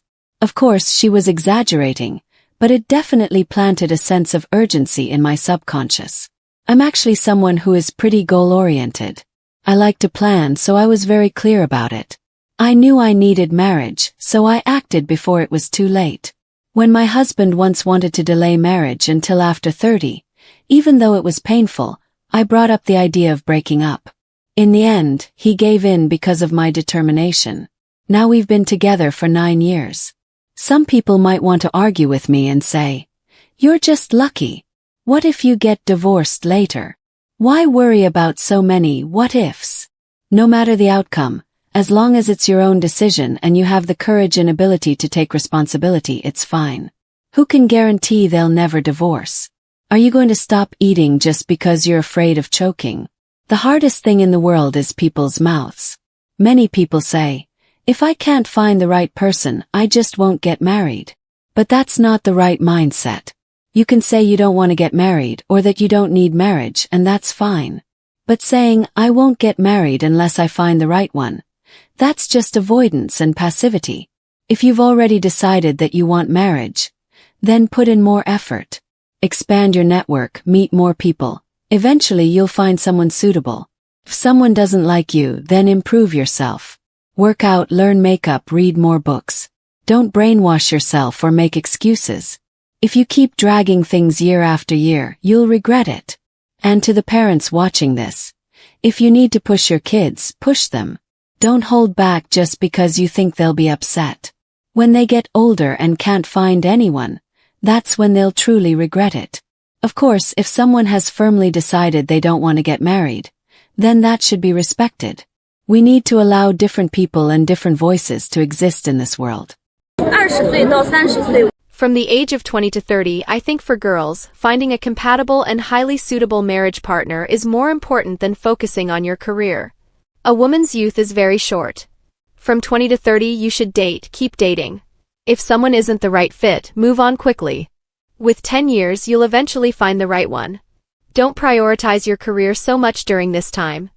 By the time you're 30, 40, or 50, you'll still have 3 or 4 decades ahead to build your career. Love and marriage should come first. If by then you still haven't found someone, then you can gradually shift your focus to your career. Otherwise, you might end up like me, throwing yourself entirely into work when I was young. Now, even though I have a house, a car, and education, it feels like I'm back at square one, still single, stuck in that same struggling, unattractive phase of life. Honestly, if I had found a truly suitable partner when I was younger and worked hard together with him, maybe by now at 34 I'd have a house, a car, education, a husband, and children. But instead, I only have half of that. And the journey here has been incredibly tough. 为什么一个女人 Why is the probability of regret so high when a woman abandons a man? First, you need to understand that if a woman can easily discard a man, it means she held the dominant position in the relationship. In contrast, the man's stance in this dynamic was likely more submissive, lower status, and accommodating, meaning he invested more into her. This imbalance gave the woman a sense of security, even arrogance. It fed her superiority complex, but ultimately it trapped her in the relationship. So, does this mean men have no control in relationships? Not at all. Every month, we help several kind-hearted brothers turn their situations around, and the success rate is surprisingly high. Here's the thing, a man in the lower position often provides the woman with emotional value, being good to her, spending on her, understanding her needs, and knowing how to give. These are qualities most women appreciate. But the problem is, over time, the woman grows accustomed to his kindness. The relationship starts to feel mundane to her. She becomes used to a dynamic where she reaps benefits without effort, and this routine no longer excites or stimulates her. Gradually, her interest in him fades. This is why men who are too good to women often go unappreciated. However, after being abandoned, if the man doesn't cling to her but instead walks away decisively, cutting off all the kindness he once gave, then in most cases, the woman will feel unsettled and regretful. She'll sense that something's off, and this discomfort reignites her emotions for him. As her emotions resurface, so do her feelings. This is women's nature, and it's the key to how we help you flip the script. When you're good to her, she might take it for granted or even think, "I deserve better." But when you stop chasing her and walk away with dignity, she starts reflecting, "Where else will I find someone who treated me this well?" So, brothers in this situation, don't panic. What you need is to rebuild your confidence. You're not lacking. Deep down, she still has feelings for you. But here's the catch. You must not chase her. Don't let her keep the upper hand. Only then will you have a chance to win her back. If you want to know exactly how to do this, I've got some powerful strategies. Reach out to me and I'll help you. I am 38 years old and still unmarried. Sometimes, I feel lonely and wonder if I will ever find someone to share my life with. My friends and family are all married, and though they don't say it, I know they worry about me. I try to stay strong and focus on my work, but deep down, I long for a partner, someone who understands me, cares for me, and walks beside me through life's ups and downs. I believe love doesn't have an age limit, but sometimes I can't help but feel anxious. Will I ever meet the right person? Will I have the chance to build a family of my own? I pray that God or fate will bring me a good man, kind, responsible, and sincere. Until then, I will keep hoping and working on myself, trusting that one day, my time for love will come. If anyone reads this, please pray for me or send me good thoughts. I just want a simple, happy life with someone who truly loves me. Thank you for listening to my heart. I never thought I'd feel this way, but now, looking back, I regret so much. For years, I held on to impossibly high standards, convinced that the perfect man was out there, someone who met every single one of my demands. I turned down good men for small flaws, thinking I deserved better. Now, as I get older, I see how foolish I was. Love isn't about perfection, it's about patience, understanding, and growing together. My friends who settled down earlier, even with men I once thought were not good enough, are now happy, with families and companionship. Meanwhile, I'm alone, with nothing but my pride. I wish I had been kinder, more open-minded. Maybe then I wouldn't be sitting here, full of regret, wondering what could have been if I hadn't been so stubborn. Time doesn't wait, and now I realize, I wasted too much of it chasing a fantasy instead of embracing real love. I am 35 years old, and people call me a leftover woman, but I don't care. I know what I deserve, and I won't settle for less. My future husband must be perfect. First, he must be very tall, at least 185 centimeters. I won't accept anything shorter because I want our children to have good genes. He must also be handsome, with sharp features like a K-drama actor. If he doesn't turn heads when he walks into a room, then he's not for me. He must earn a lot of money, at least 500,000 renminbi a year. I don't want to worry about bills or live in a small apartment. He should own a big house and a luxury car. If he can't provide a comfortable life, then what's the point? He must also be romantic. Flowers, surprise trips, sweet messages every day. I won't accept a boring man. He should treat me like a princess, always putting me first. If he ever forgets our anniversary, I'll walk away immediately. Most importantly, he must love only me. No ex-girlfriends lingering in his life, no female friends who are just close. His world should revolve around me. I know my standards are high, but why should I lower them? I'd rather be single than settle for an ordinary man. I deserve the best, and I'll wait for him, no matter how long it takes. I'm 33 years old, unmarried and childless. Everyone has told me that men are unreliable, you have to rely on yourself. Only when you become outstanding can you marry well and live a happy life. So I struggled for 10 years. I was lonely for 10 years. I worked desperately to earn money, and by the time I reached my 30s I wanted to find someone to marry. But then I realized there wasn't a single eligible single man around me. Even my mom tells me every night that she can't sleep. They've shamelessly used all their connections to try to find someone for me, but as soon as people see that I'm in my 30s, so old, they have no interest in getting to know me. It's 2 a.m. now and I'd rather sit in my car than go back to that home where I'm the only one. No matter how luxurious the house is, it's still cold and empty. It's just the place where I'll grow old alone in the future. I don't want to grow old alone. But I don't know what to do. Would you be willing to go on a blind date with an older single woman? Older single women? Blind dating is a complete scam. Just because an older woman is unmarried doesn't mean she doesn't have a boyfriend. And not having a man doesn't mean she's sleeping alone. Single is just a label. How does she spend her nights? She's definitely not alone, because women won't tolerate unmet physical needs. For them, satisfying those needs comes at zero cost. In fact, some even profit from it. So why are they in a hurry to get married? Not out of love or loneliness, but because their sexual market value is collapsing. They know that as they age, their ability to attract high-quality men weakens. Before their market value hits zero, they must quickly secure a long-term meal ticket. To them, a husband is just a beta provider, a safety net to secure their future. Marriage? A marriage certificate is just a tool for wealth redistribution. Many older single women shop for husbands in the advanced market while maintaining a harem of emotional backups. They sample different men, and once they've had their fun, some move on after receiving a gift or two. Their fish pond always needs fresh stock. That's the ugly truth about older single women in the dating scene. They claim to be single and talk about wanting marriage, but in reality they're just worried about their declining sexual value. Before it plummets, they need to find a naive, dependable man to fall back on. In a recent matchmaking event in China, 300 women showed up, but not a single man attended. This event was meant to help successful, high-earning women find partners, but the lack of men highlights a growing problem in Chinese society. Many educated, career-focused women struggle to find husbands, while men who meet their standards are either in short supply or they just simply don't want them. I went to a matchmaking event last weekend, hoping to meet someone special. When I arrived, I was shocked to see so many women there. The room was full, more than 200 of us, all dressed nicely, smiling, waiting. But as time passed, I realized something was wrong. No men came, not a single one. At first, I thought maybe they were running late, but the organizers looked embarrassed. They told us there had been low turnout from men. Some women laughed nervously. Others checked their phones, pretending it didn't matter. But I could see the disappointment. We had all come with hope, but the reality was different. A few women started talking to each other, making jokes to lighten the mood. Someone said, "Maybe next time we should just exchange numbers among ourselves." We all laughed, but it felt bittersweet.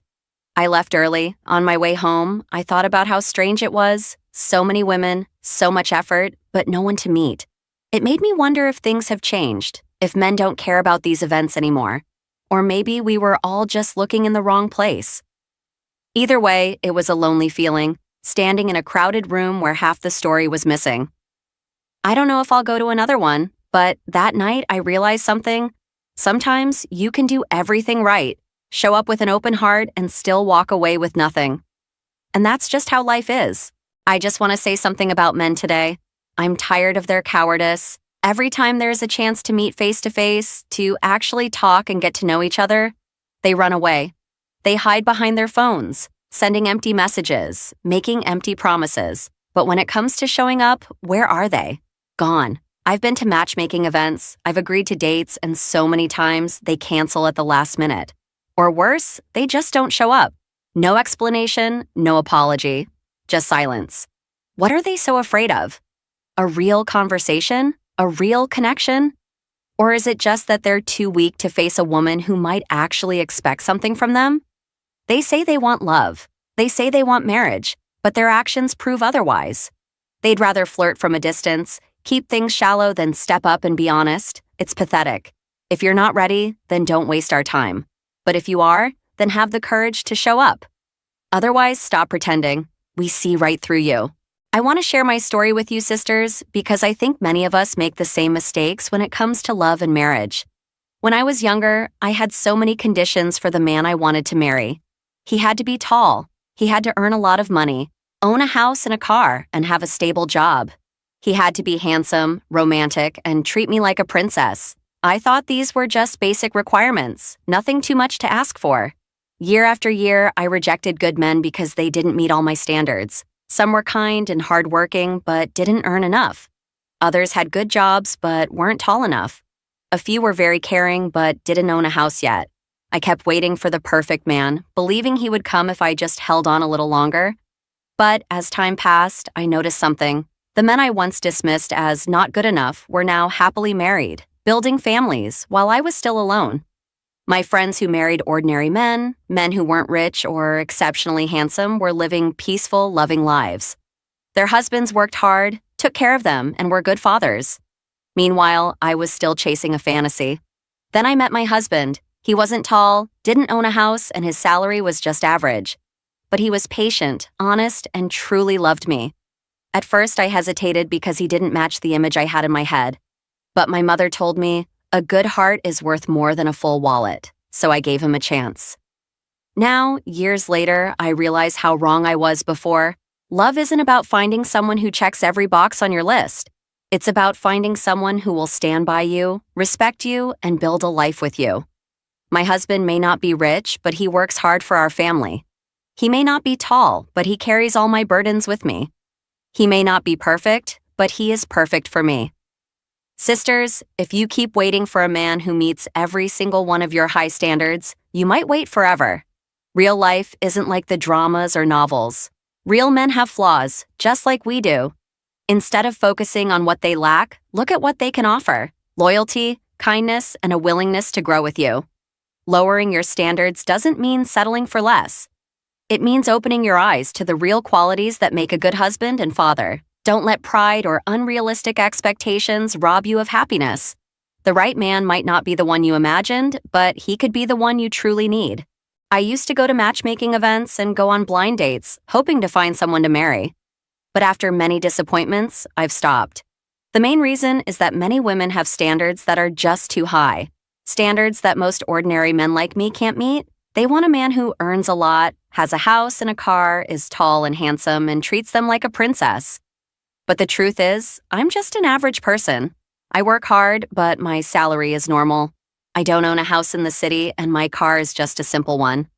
I'm not ugly, but I'm not some movie star either.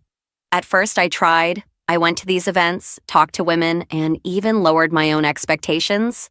But no matter how sincere I was, it always felt like I was being judged, like I wasn't good enough. Some women would ask about my salary in the first few minutes. Others would lose interest as soon as they found out I didn't own an apartment. After a while, I realized it wasn't worth it. I don't blame women for wanting a better life, but I also don't want to keep chasing someone who sees me as lacking. I'd rather live peacefully alone than keep feeling like I'm not measuring up. Maybe one day I'll meet someone who values real things: kindness, honesty, and effort. But until then, I'm done with matchmaking. It just hurts too much. I'm 34 years old, still unmarried, and don't even have children. People around me often ask when I'll settle down, and some urge me to do so sooner. But whenever I see the current state of my friends' marriages, I only feel more lost. The truth is, marriage usually lowers the quality of life for ordinary people, especially when you factor in raising children. Before marriage, you might splurge 300 yuan on a lipstick without a second thought. After having a child, that same 300 yuan goes toward baby formula, and you'll compare prices endlessly. Post-marriage expenses balloon, family visits, gifts for every occasion, and so on. Plus, it's become the norm for couples to keep their finances separate. A friend of mine spends her own salary on things she likes, yet her husband still criticizes her for wasting money. The same man who claims he'll take care of her turns around and nitpicks every little purchase, whether it's small indulgences or even buying clothes for her parents. He'll sulk about it for a week. So you can believe in love, but never take "I'll provide for you" at face value. Marriage is about mutual contribution and effort. Sure, some women are lucky enough to go from relying on their parents to relying on their husbands, enjoying a higher standard of living after marriage. But most people I know end up earning and spending their own money. That's why more and more women nowadays don't want to get married. Brothers, when it comes to older single women, it's best to avoid them if you can. Even us matchmakers can't handle them. You guys would probably find it even more frustrating. This is an incredibly selfish and delusional group of people, completely unaware of their own flaws. The moment you get close, you'll see it for yourself. Age is actually the least of their issues. Not only can they drive you up the wall, but they're also extremely arrogant. Take this 32-year-old woman, for example. She came to us with a bachelor's degree, working at a public institution but without a permanent position, earning just over 3,000 yuan a month. An only child, decent looking. I'll admit she's pretty attractive. But when she first came in, she was basically here to make a wish list: height, education, looks, family income. She wanted it all. At first she seemed reasonable, saying, "Oh, I know no one's perfect." But the moment she left, she flipped. Over the next month, we recommended more than 10 guys, and she only added one on WeChat, without even meeting him. The others? Either she didn't like their looks, or she criticized their education, their job, or their income. There was one guy who met all her standards: height, looks, education, income, but then she suddenly decided his parents' professions weren't good enough. Another guy we recommended was tall, handsome, and ran his own business. But she complained his income was unstable. Well, of course it's unstable. He might make 20,000 this month and 50,000 the next, right? That's how business works. We set her up with a guy who had a stable office job, scheduled the meeting, and at the last minute she backed out. With some of the guys we introduced, she'd take days to reply to messages or calls saying, "Oh, I need time to think." By the time she thought it over, the guys had already moved on to other matches. Yesterday, I arranged for her to meet a guy who works at a bank, permanent position, 2 years younger than her, great family background, a perfect match. And guess what? The guy didn't even mind that she was older. But she wouldn't reply to his messages or answer his calls.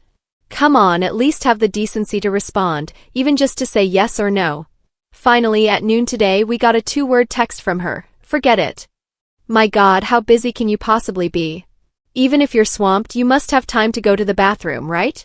And even if you somehow avoid the bathroom for days, you must glance at your phone at some point, maybe before bed? At least leave a message. It's infuriating.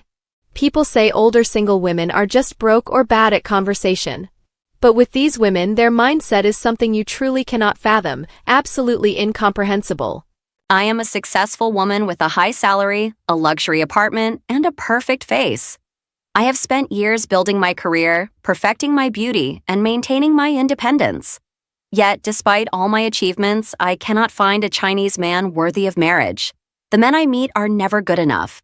If they are rich, they lack intelligence. If they are smart, they are not handsome. If they are handsome, they are not ambitious. And if by some miracle they have all these qualities, they are already married or too arrogant to appreciate a woman like me. I refuse to lower my standards. Why should I? I have worked hard to be where I am. I deserve a man who is richer than me, taller than me, more educated than me, and more successful than me. He must have a perfect body, a flawless family background, and a personality that matches mine exactly. He must adore me, but also command my respect. But such men do not exist, or if they do not want me. They prefer younger women, simpler women, women who do not challenge them. They are intimidated by my success, my confidence, my refusal to pretend to be weak. I am a successful woman. I have degrees from top schools, I work in a big company, I earn more money than most men. But now, I am alone. And I regret everything.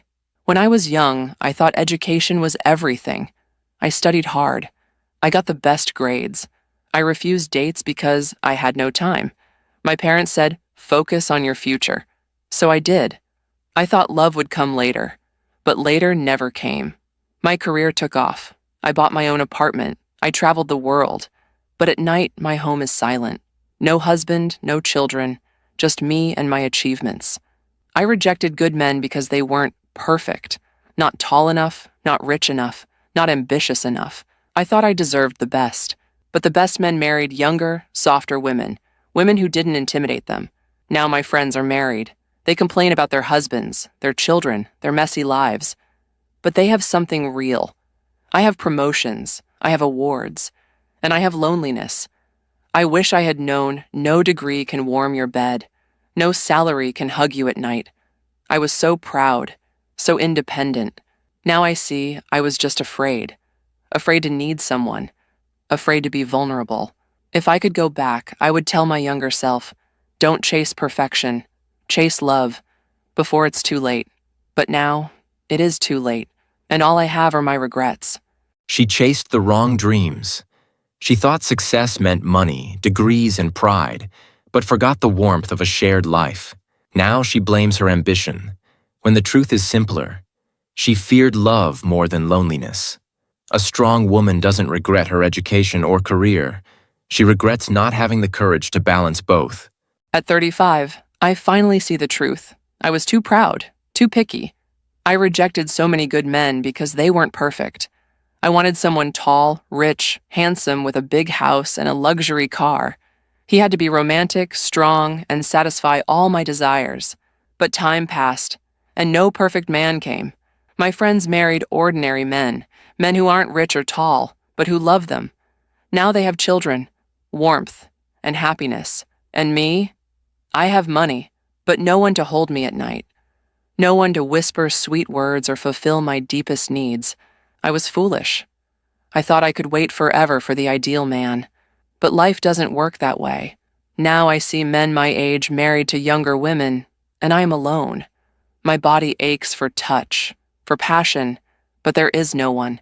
I regret my arrogance. I should have accepted a good man, even if he wasn't perfect.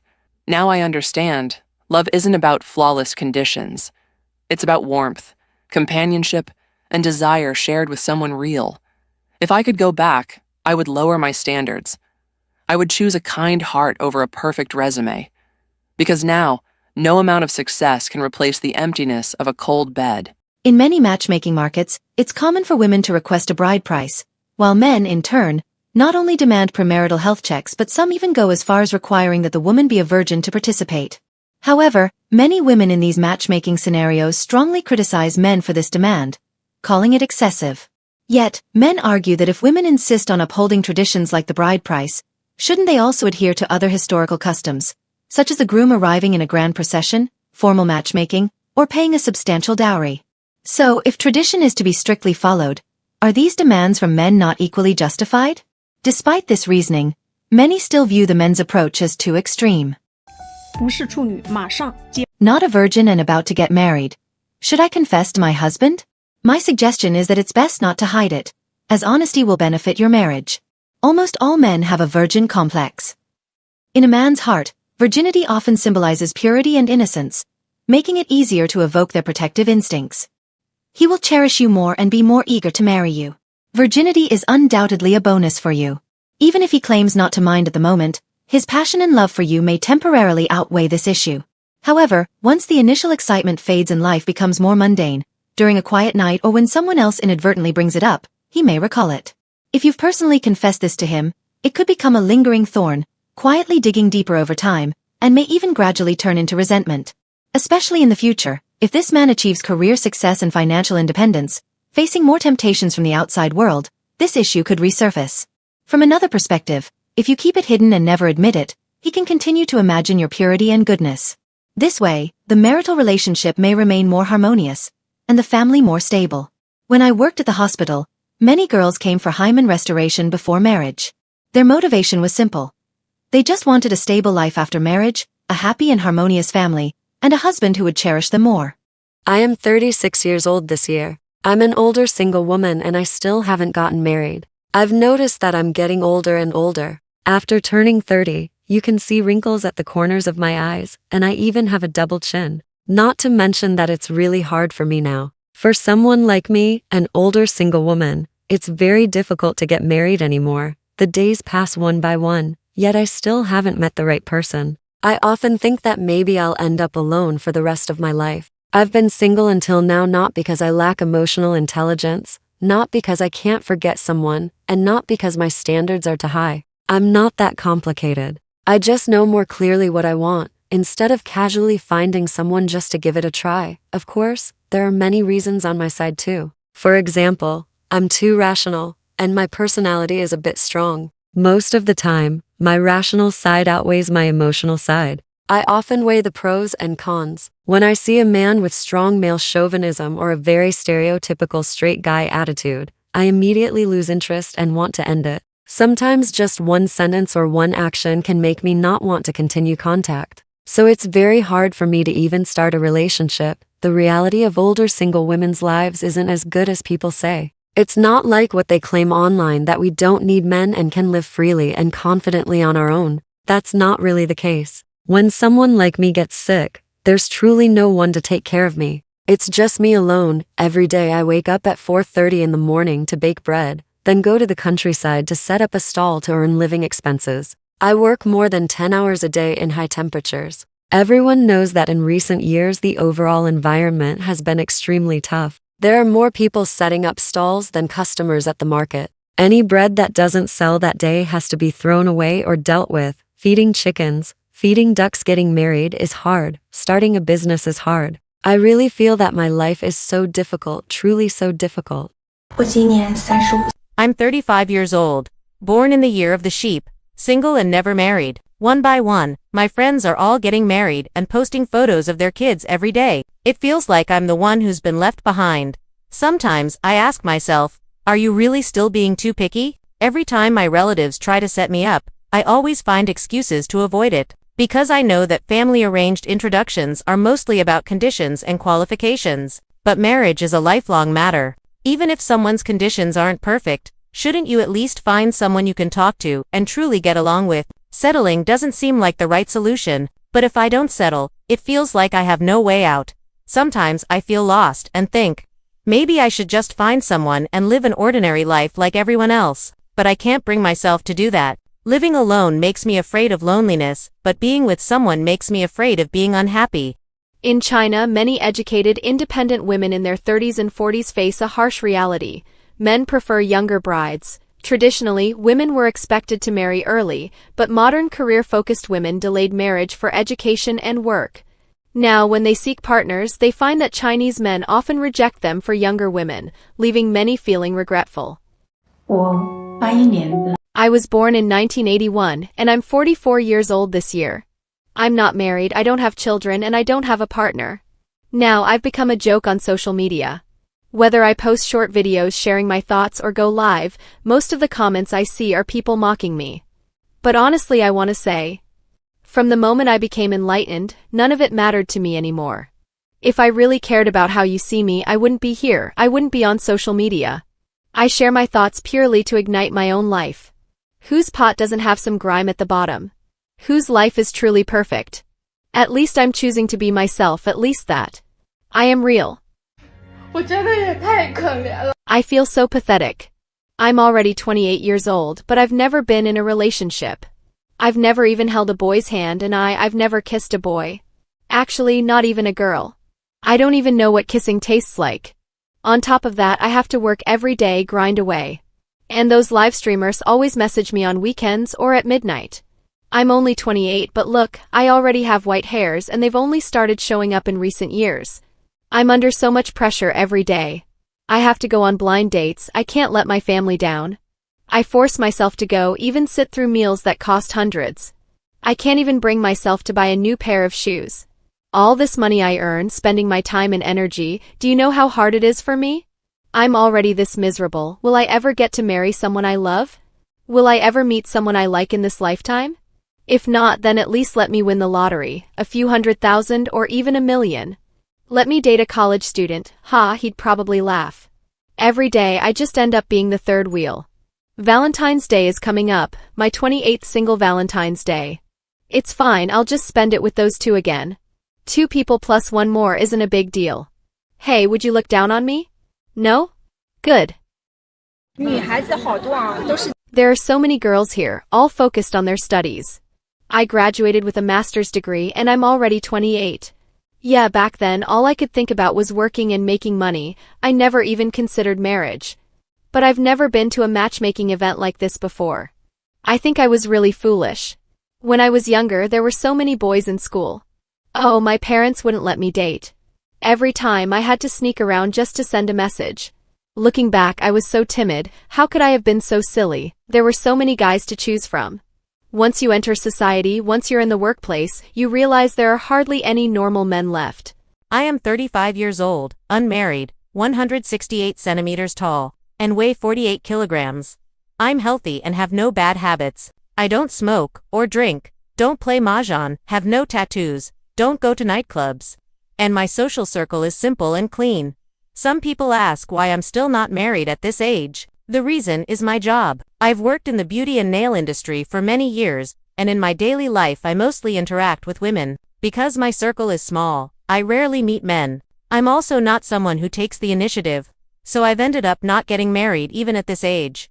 Why did I come online to look for someone? Because I'm anxious. My family is anxious, and I'm anxious too, especially my mother. She's afraid I won't be able to get married. Some relatives and friends are also worried and keep asking around to introduce potential partners to me, especially during holidays and family gatherings. I become one of the main focuses among relatives, because my younger siblings have all gotten married and had children, and I'm the only one who's this old and still doesn't even have a partner. If you enjoy videos like these, please like and subscribe to the channel. I am a 33-year-old woman, unmarried and without children, considered leftover by society. Today, my 86-year-old grandmother said to me that I'm getting older and still can't get married.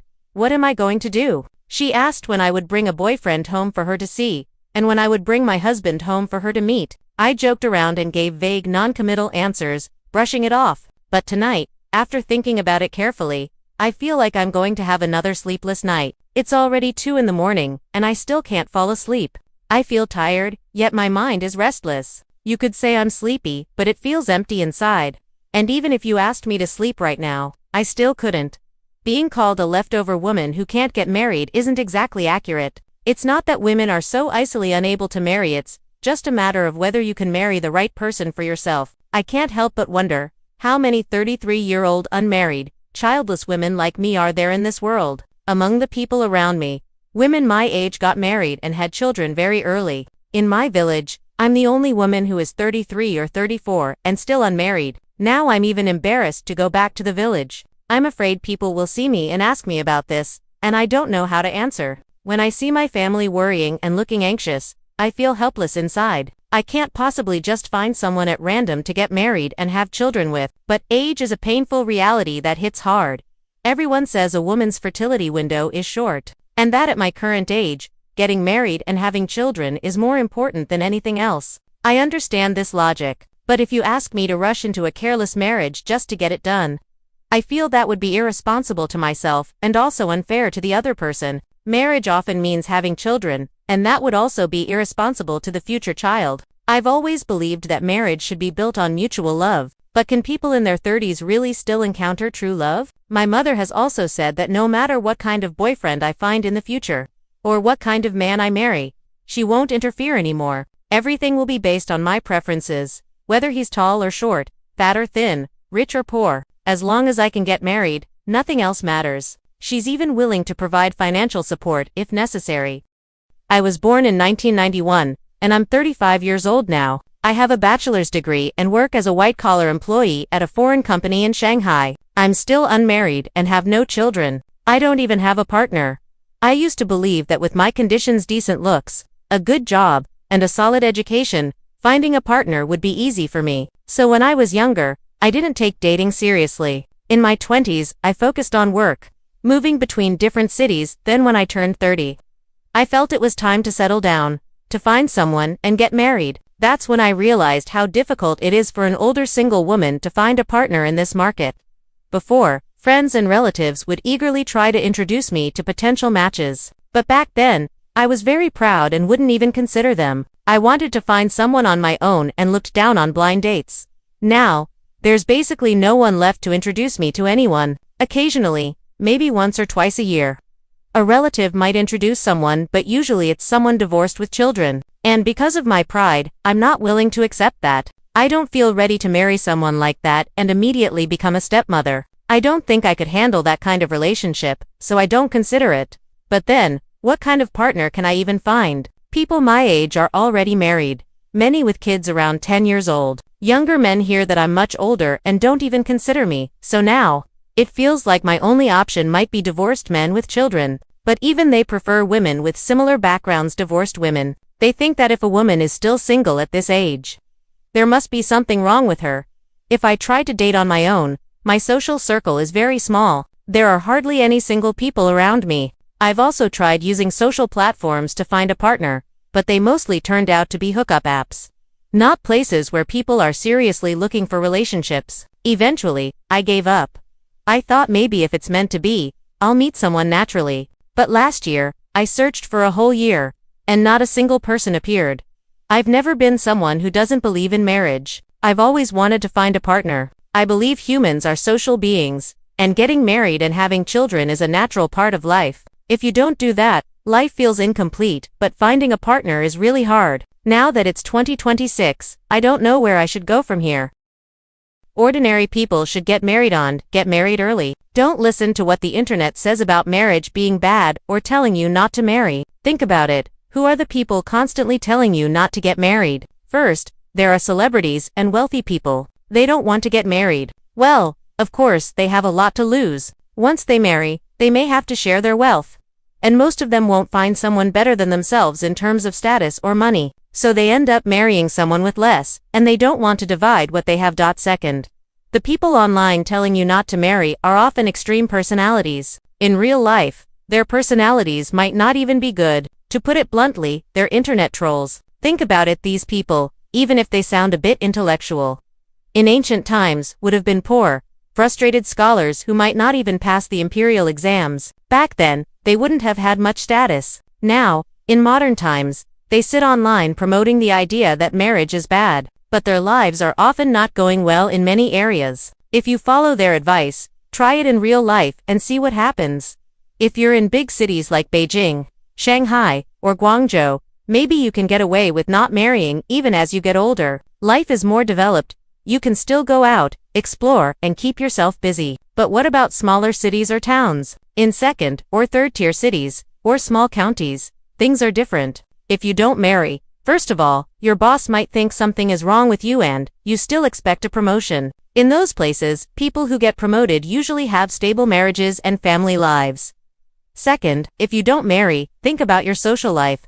After 35, have you noticed? When people go out, they go with their families. Whole families hanging out together. If you're not married, try fitting into that. You just can't. You won't belong. And in the long run, what will you do? Wealthy people can date around, travel the world, and enjoy life. But what about you? You might just stay alone in a small room. One day, if something happens to you, no one might even notice. If you get sick, no one will be there to care. And you're letting these frustrated scholars influence you, telling you to marry late or not at all. Haven't you noticed? Many people who marry late often have some kind of personality issues. If someone has a successful career, they usually know exactly what they're doing. But if their career isn't going well, they might be stubborn, difficult, bad-tempered, and unreasonable, or sometimes just very irresponsible in relationships. A lot of late marriages come from such situations. People who are successful in both career and family may delay marriage for a reason, but they usually have something to show for it. But you're an ordinary person. What are you comparing yourself to them for? Just live your normal life. Get married, have children, and live a stable, ordinary life. I was born in 1981, and I'm 44 years old. I've never been married, and I've never had children. These past few years, I keep asking myself, if I continue living alone like this, staying single all the way through life, what will I do when I get old, get sick, and end up lying in a hospital bed unable to move, with no one by my side to take care of me? Before I turned 35, I never seriously thought about these things. I always felt I was still young, that life was long, and there was still plenty of time. I always believed that the right person would eventually appear sooner or later. But year after year, time has passed. Now I'm getting older and older, and I feel increasingly lonely and afraid. Afraid of growing old alone like this. Afraid that no one will be there to take care of me when I'm old. And what scares me even more is the thought that one day I might suddenly collapse, and there wouldn't be a single person who would even know. In China, many women in their 30s remain single due to unrealistically high standards for future husbands, demanding exceptional wealth, education, and status. I was born in 1990, and I'm 35 this year. I want to get married now. Not because I'm not independent in my thinking, or not financially independent, or because I can't live without a man. I want to get married because before I get old, I want to have a child or two. I also want to live a normal family life like other people do. Coming home from work every day to a lively home with a husband and children. I want that warmth and that ordinary human life. And I don't want to grow old with no son or daughter, lying in a hospital bed with no one there to sign for me. Everyone else goes home to a lively family, while I go back to an empty house all alone. If I become paralyzed one day, there'll be no one to take care of me. I want to make one last serious effort before I'm 37, or at least before I'm 40, to get married while I still can. Every day, there are so many people in the comments waiting around just to insult me, saying things like, "You can't live without a man," or "People like you are a waste of air while alive and a waste of soil when dead." I'm telling you, don't mess with me. I'm fierce. A woman who's 35 and still unmarried basically has close to zero chance of getting married in this lifetime. A couple of days ago, I went to the matchmaking corner, and I noticed that many women have been waiting there for years without finding a partner. I approached one woman whose requirements weren't too high and asked her, "Would you accept a divorced man with a child?" She hesitated for a long time and then said no. She didn't want to be a stepmother and felt it was unfair. But to be honest, by around 40 you're already considered an advanced age mother, And if you can't have kids and also aren't willing to help raise someone else's, it's really difficult to find a partner. After all, men who have never been married and don't have kids won't look for you, and those with similar conditions will think you're too old. Women like this usually end up as single old ladies in the end. Do you think I'm right? I don't think I can go on living. I was born in 1993, I'm 32 this year. I have no house, no car, I'm unmarried and have no children. I once tried starting my own business, but I failed. At the beginning of the year, the company I was working for went bankrupt and I left. It's been over half a year now. When I go out looking for work, because of my age and the fact that I'm unmarried and have no children, I keep getting rejected. Now I don't even have the courage to look for a job anymore. I feel lost and directionless. Every day I just lie in my shabby rented room, scrolling through videos, feeling like there's no hope in life. I don't have any special skills, nor the luck that some girls have. I once thought my 30s would be wonderful, but I never imagined I'd end up like this. At this age, I don't tell my parents anything anymore. I don't want them to worry. Watching the balance in my bank account shrink day by day, I feel more and more lost. At 32, I just feel like such a failure. Why are there more women than men in the matchmaking scene? The root cause lies in the differing thresholds for entry. Unlike women, when men realize they're financially struggling, they tend to avoid the matchmaking market. Firstly, it's a waste of money, earning isn't easy to begin with. Secondly, it's a huge blow to their confidence. After a few rejections, their morale takes a hit, and they eventually withdraw from the matchmaking scene altogether. Over time, this leads to a gender imbalance where women outnumber men. The current reality of matchmaking is this: under equal conditions, average women often look down on average men. For example, a woman earning 3,000 yuan a month could theoretically pair with a man making 3,500 yuan, but in reality, just take a look at matchmaking events like Wang Po's matchmaking. Many women earning 3,000 yuan aim for men making 20,000 yuan. No wonder there are more women than men. Meanwhile, truly high-quality men don't even need to enter the matchmaking market. They're snapped up early by savvy women. As for the less exceptional men, they have little to no choice in the matchmaking scene. Even if they reluctantly participate, a few rejections will drive them away. In the end, the matchmaking market is left with women commiserating with each other. Men see matchmaking as an expense, money spent is money gone, so they naturally act within their means. If they can't afford it, they stay away. Women, on the other hand, see it as an investment, willing to spend for long-term gains, treating the search for a high-quality man like a career. They attend multiple matchmaking sessions to improve their chances. But society is pyramidal. The higher you go, the fewer people there are.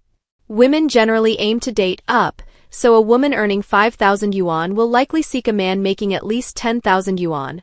However, men earning 10,000 yuan are far fewer than women earning 5,000 yuan.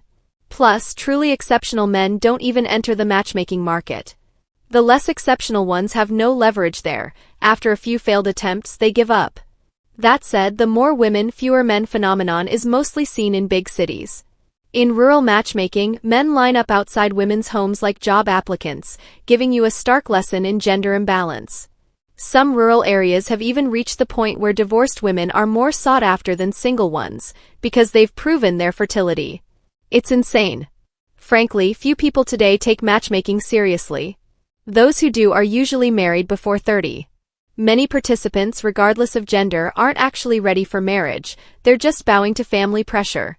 That's why conversations often fizzle out after a few lines. Calls go unanswered, messages ignored, and meetups feel like perfunctory formalities: dinner, a movie, then everyone goes home. Another reason for low success rates is the cognitive gap between men and women. From women's perspective, matchmaking is like being introduced to a potential suitor, a job interview where, if they pass, they can sit back and wait for the man to woo them with grand gestures. But men generally see matchmaking as an introduction to a potential spouse. Many believe it skips the courtship phase, jumping straight to dating or even marriage. Women want romance, men want marriage. With mismatched goals, success rates plummet. High-quality men are already taken. If they're truly exceptional, they rarely end up in the matchmaking pool. The occasional leftover who slips in due to special circumstances becomes a hot commodity.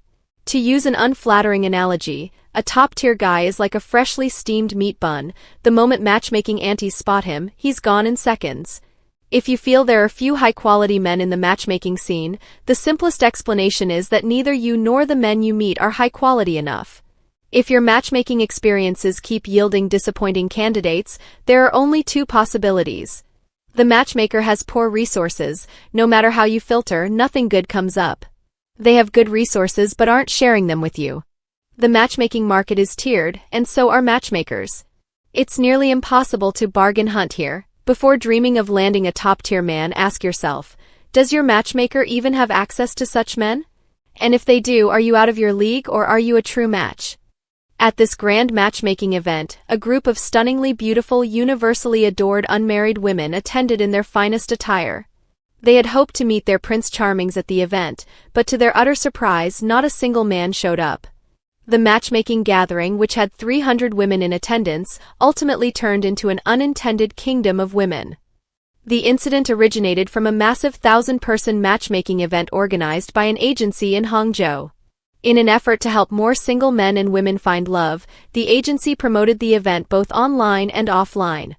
The news quickly spread throughout Hangzhou, and many young women signed up as soon as they heard, dressing up glamorously to impress their potential matches and hopefully win their hearts. On the day of the event, the venue was filled with rows of radiant, beautiful young women, some exceptionally gorgeous, standing neatly as they awaited the arrival of their Prince Charmings. However, what no one expected was the awkward scene that unfolded. Not a single male guest could be spotted. As it turned out, the event had a specific rule. Female attendees could join for free, while men had to pay an entrance fee. Reports indicate that the fees were 600 yuan for Zone A, 800 yuan for Zone B, and 1,200 yuan for Zone C. Additionally, interacting with the host cost 1,800 yuan. At the same time, the requirements for male participants were extremely high, while the criteria for women were simply being under 30 years old, taller than 160 centimeters, with no strict educational demands. No wonder no men showed up, they knew better. This kind of matchmaking was essentially paying to treat someone to a meal, and only a fool would fall for that. It seems young men have finally wised up and refused to play along with these fairies anymore. Rather than spending money, energy, and time on matchmaking, going through lengthy processes without even getting to hold a girl's hand, they'd rather stay home, play video games, spend their money on themselves, and enjoy their free time. Isn't that much better? In the end, we still wish all those seeking love the best in finding their other half and living happily ever after. In fact, the more a man loves you, the more he tends to do these three foolish things. But the truth is, 99% of women don't realize how lucky they are. They even treat a man's sincerity as a burden. What they don't understand is that in this fast-paced, restless world, if you can still meet a man who gives you his whole heart, it's something extremely rare. And once you lose a man like that, you may regret it for the rest of your life.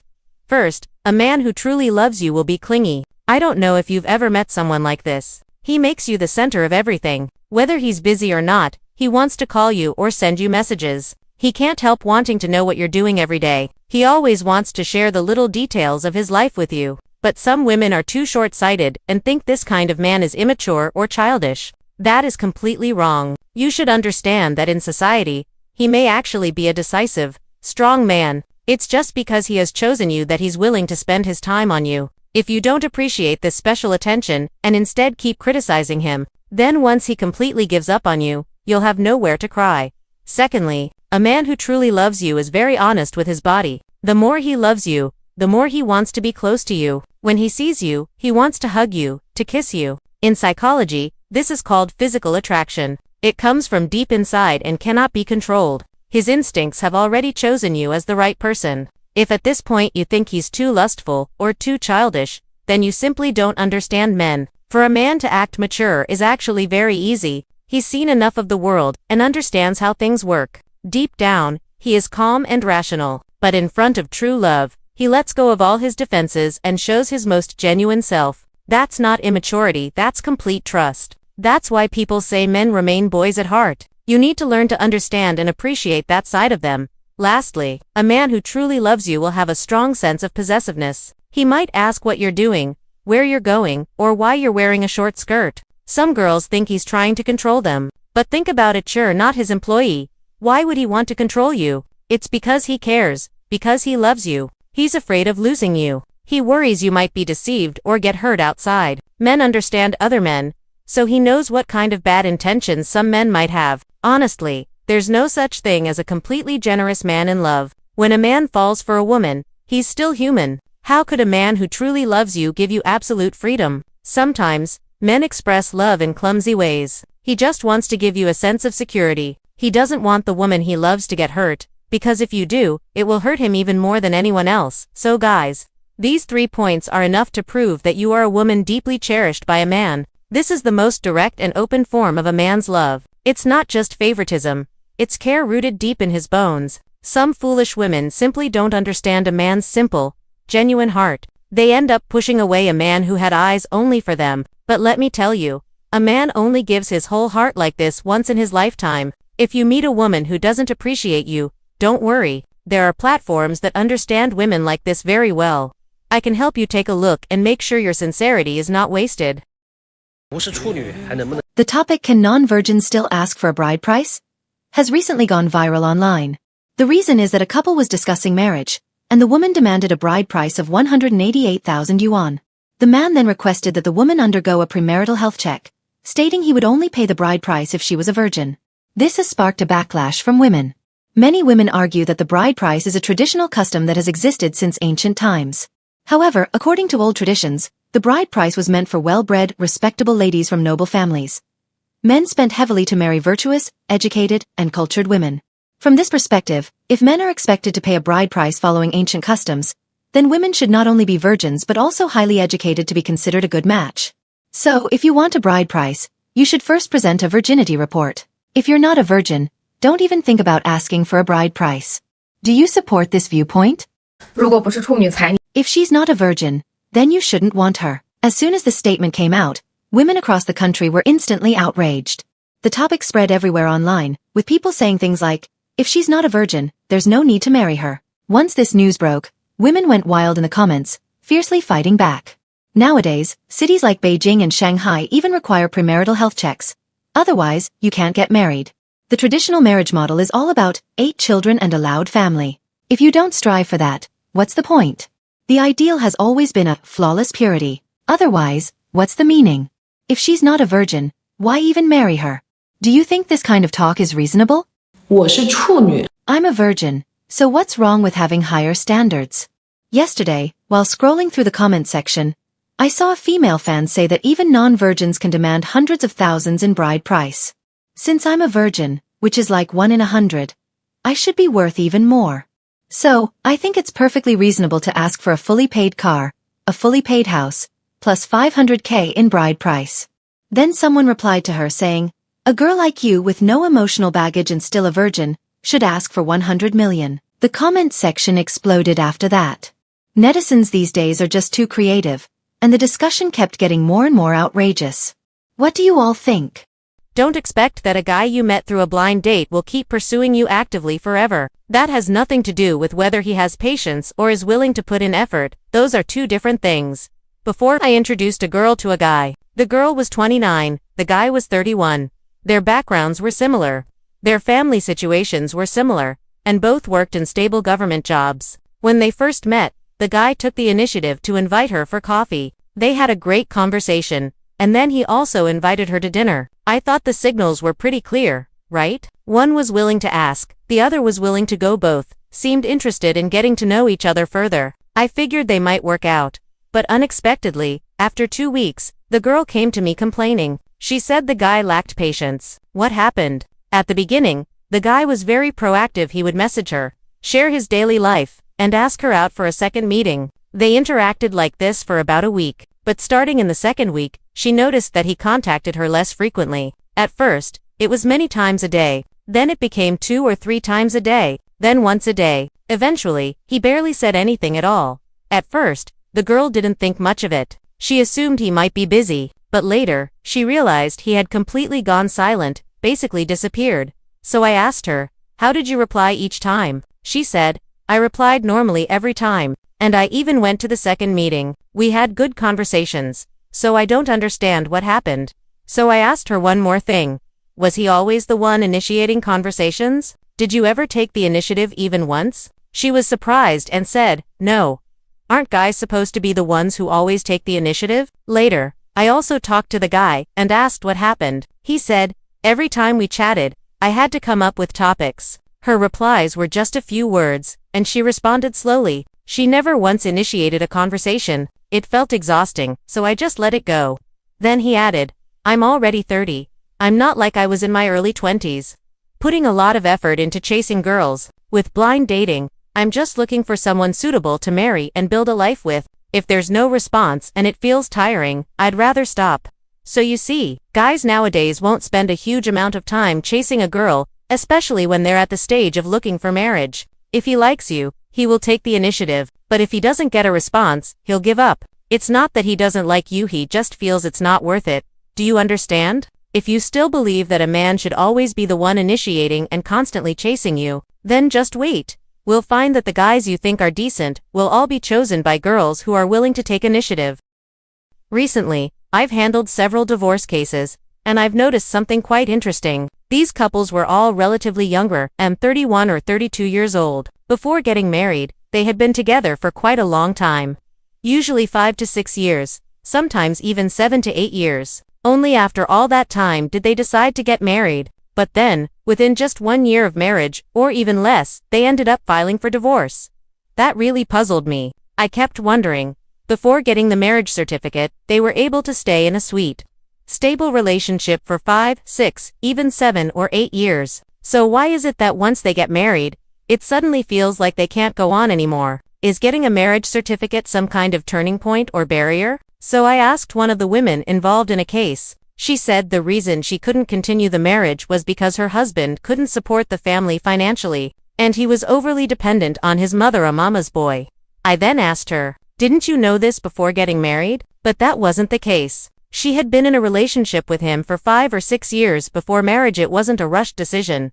I said, since you're bringing this up, it seems like you value certain things in a partner: financial capability, personality, and their relationship with their parents. But you already knew all of this before marriage, and you still chose to marry him. So can I assume that, at the time, you didn't think these issues were serious enough to prevent you from becoming a couple? And if you made the decision to marry, why is it that within such a short time after the wedding, you feel like you can't go on and want a divorce? She couldn't give me a clear answer. That's what confuses me. Why is it that before getting married, these issues seem acceptable, but after getting the marriage certificate, they suddenly become unbearable? But I'm not saying that people shouldn't get divorced after marriage. As many people say, marriage is for happiness, and divorce is also for happiness. Still, it feels a bit unfortunate. In just a little over a year, someone's identity can suddenly change from being single to being divorced. There's a sense of regret there, though it's hard to fully explain. So can anyone tell me what's the real reason? Why do conflicts between two people seem to suddenly intensify after getting married? Even though they were already living together and in a relationship before, and it wasn't a short-term.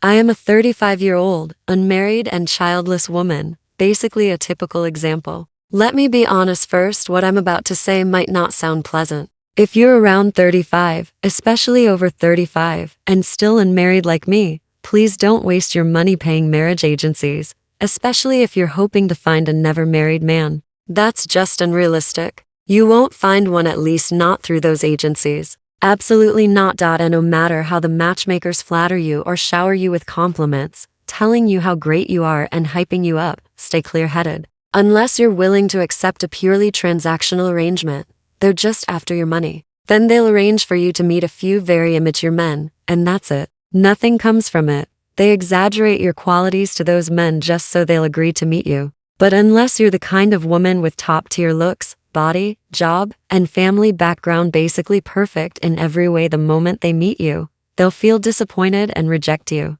Especially the men you actually like. That part is very important. If your standards are just reasonable is fine, then that's another story. But any man you genuinely find attractive, if he's going to a marriage agency, he definitely won't be interested in you. Of course, if you're very wealthy, that's a different matter. Men nowadays are quite realistic too. It's not necessarily that they're after your money, but at least they want a life where 1 + 1 is greater than 2, basically a stress-free life. If you have money, you can try going to agencies to find a younger man. Some guys genuinely like older women, just like some women like older, fatherly types. It's hard to say whether they're after money, because some of them actually have good education and decent personal conditions. They simply prefer mature, confident women who have charm and can provide emotional value. If you can accept that because some people can't accept an age gap relationship, then fine. But if you're 35, you either have to accept a more practical, benefit-based relationship before going to an agency. If you can't accept that, then don't go. And if you don't accept that, your only option might be to date younger men. But if you go that route, you'd better have some money.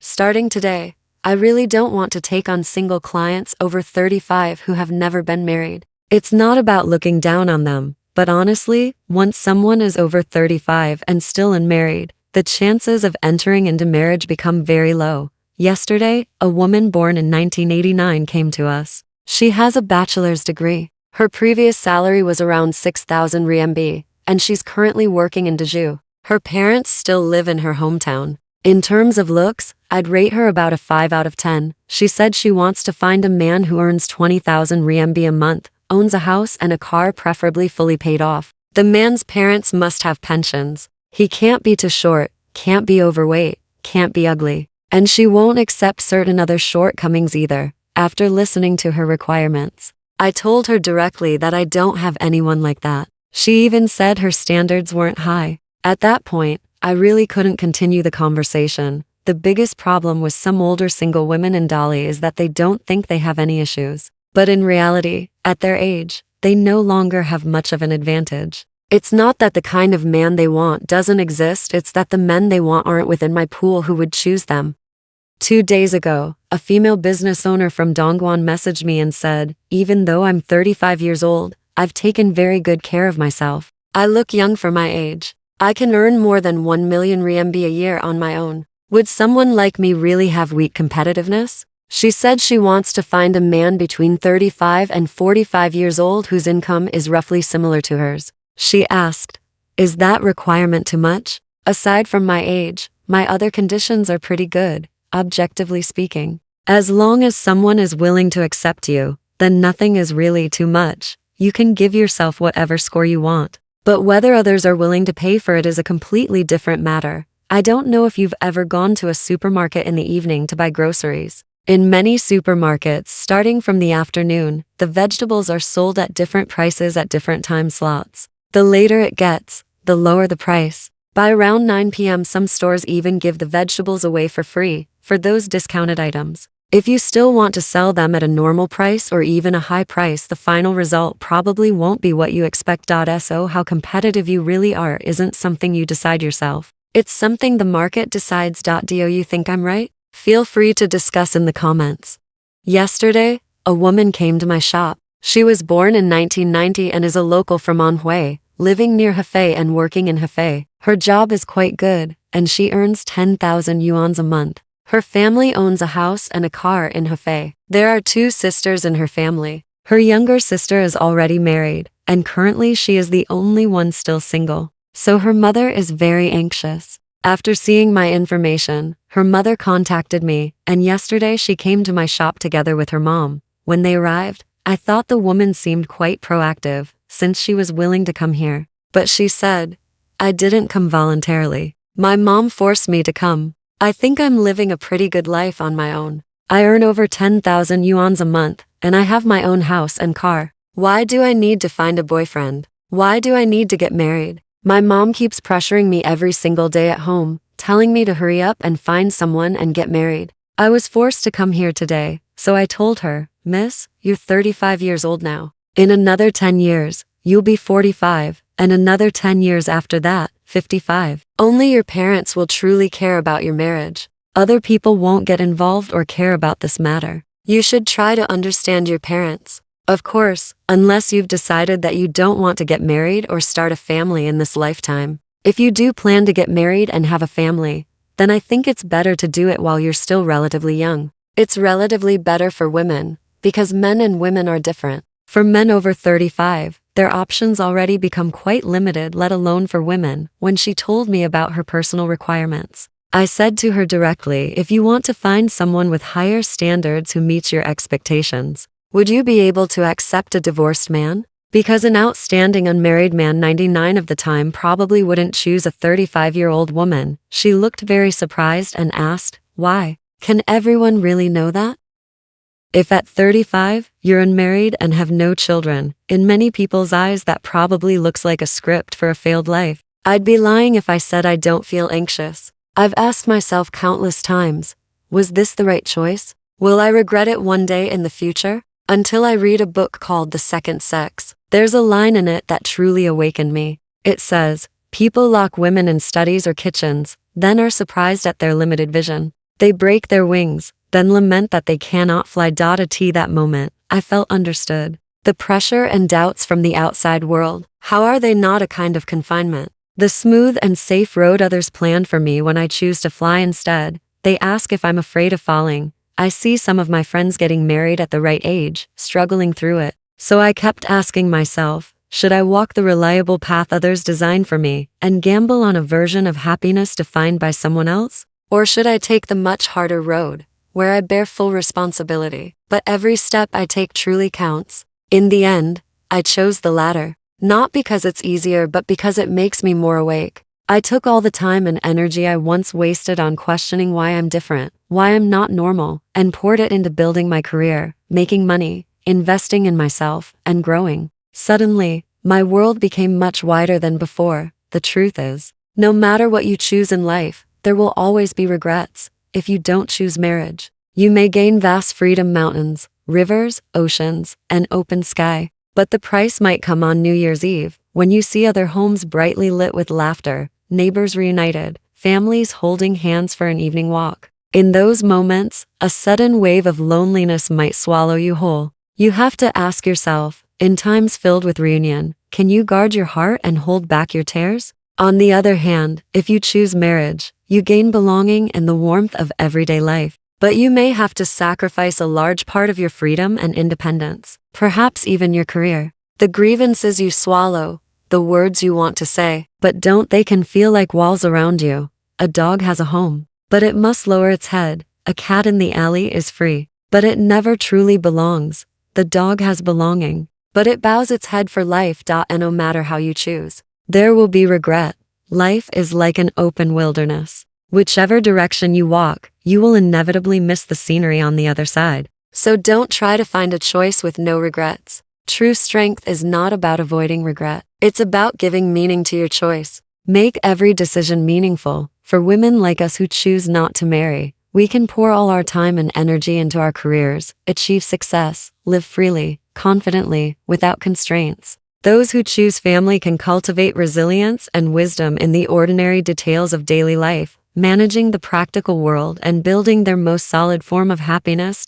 So stop asking me if I regret it. I have only one standard. At 35, does the choice I'm making right now bring joy, growth, and a sense of fulfillment to my life? The answer is yes. And if that's the case, I am willing to bear the loneliness of New Year's Eve for the sake of my freedom. Of course, I deeply respect those who devote themselves to family. They have made another kind of choice, another form of sacrifice in life. We are simply building different lives, inside or outside different walls. But whichever path we choose, life is still worth living fully. I am 35, a woman who chose to stay clear-minded and who is willing to take responsibility for her choice.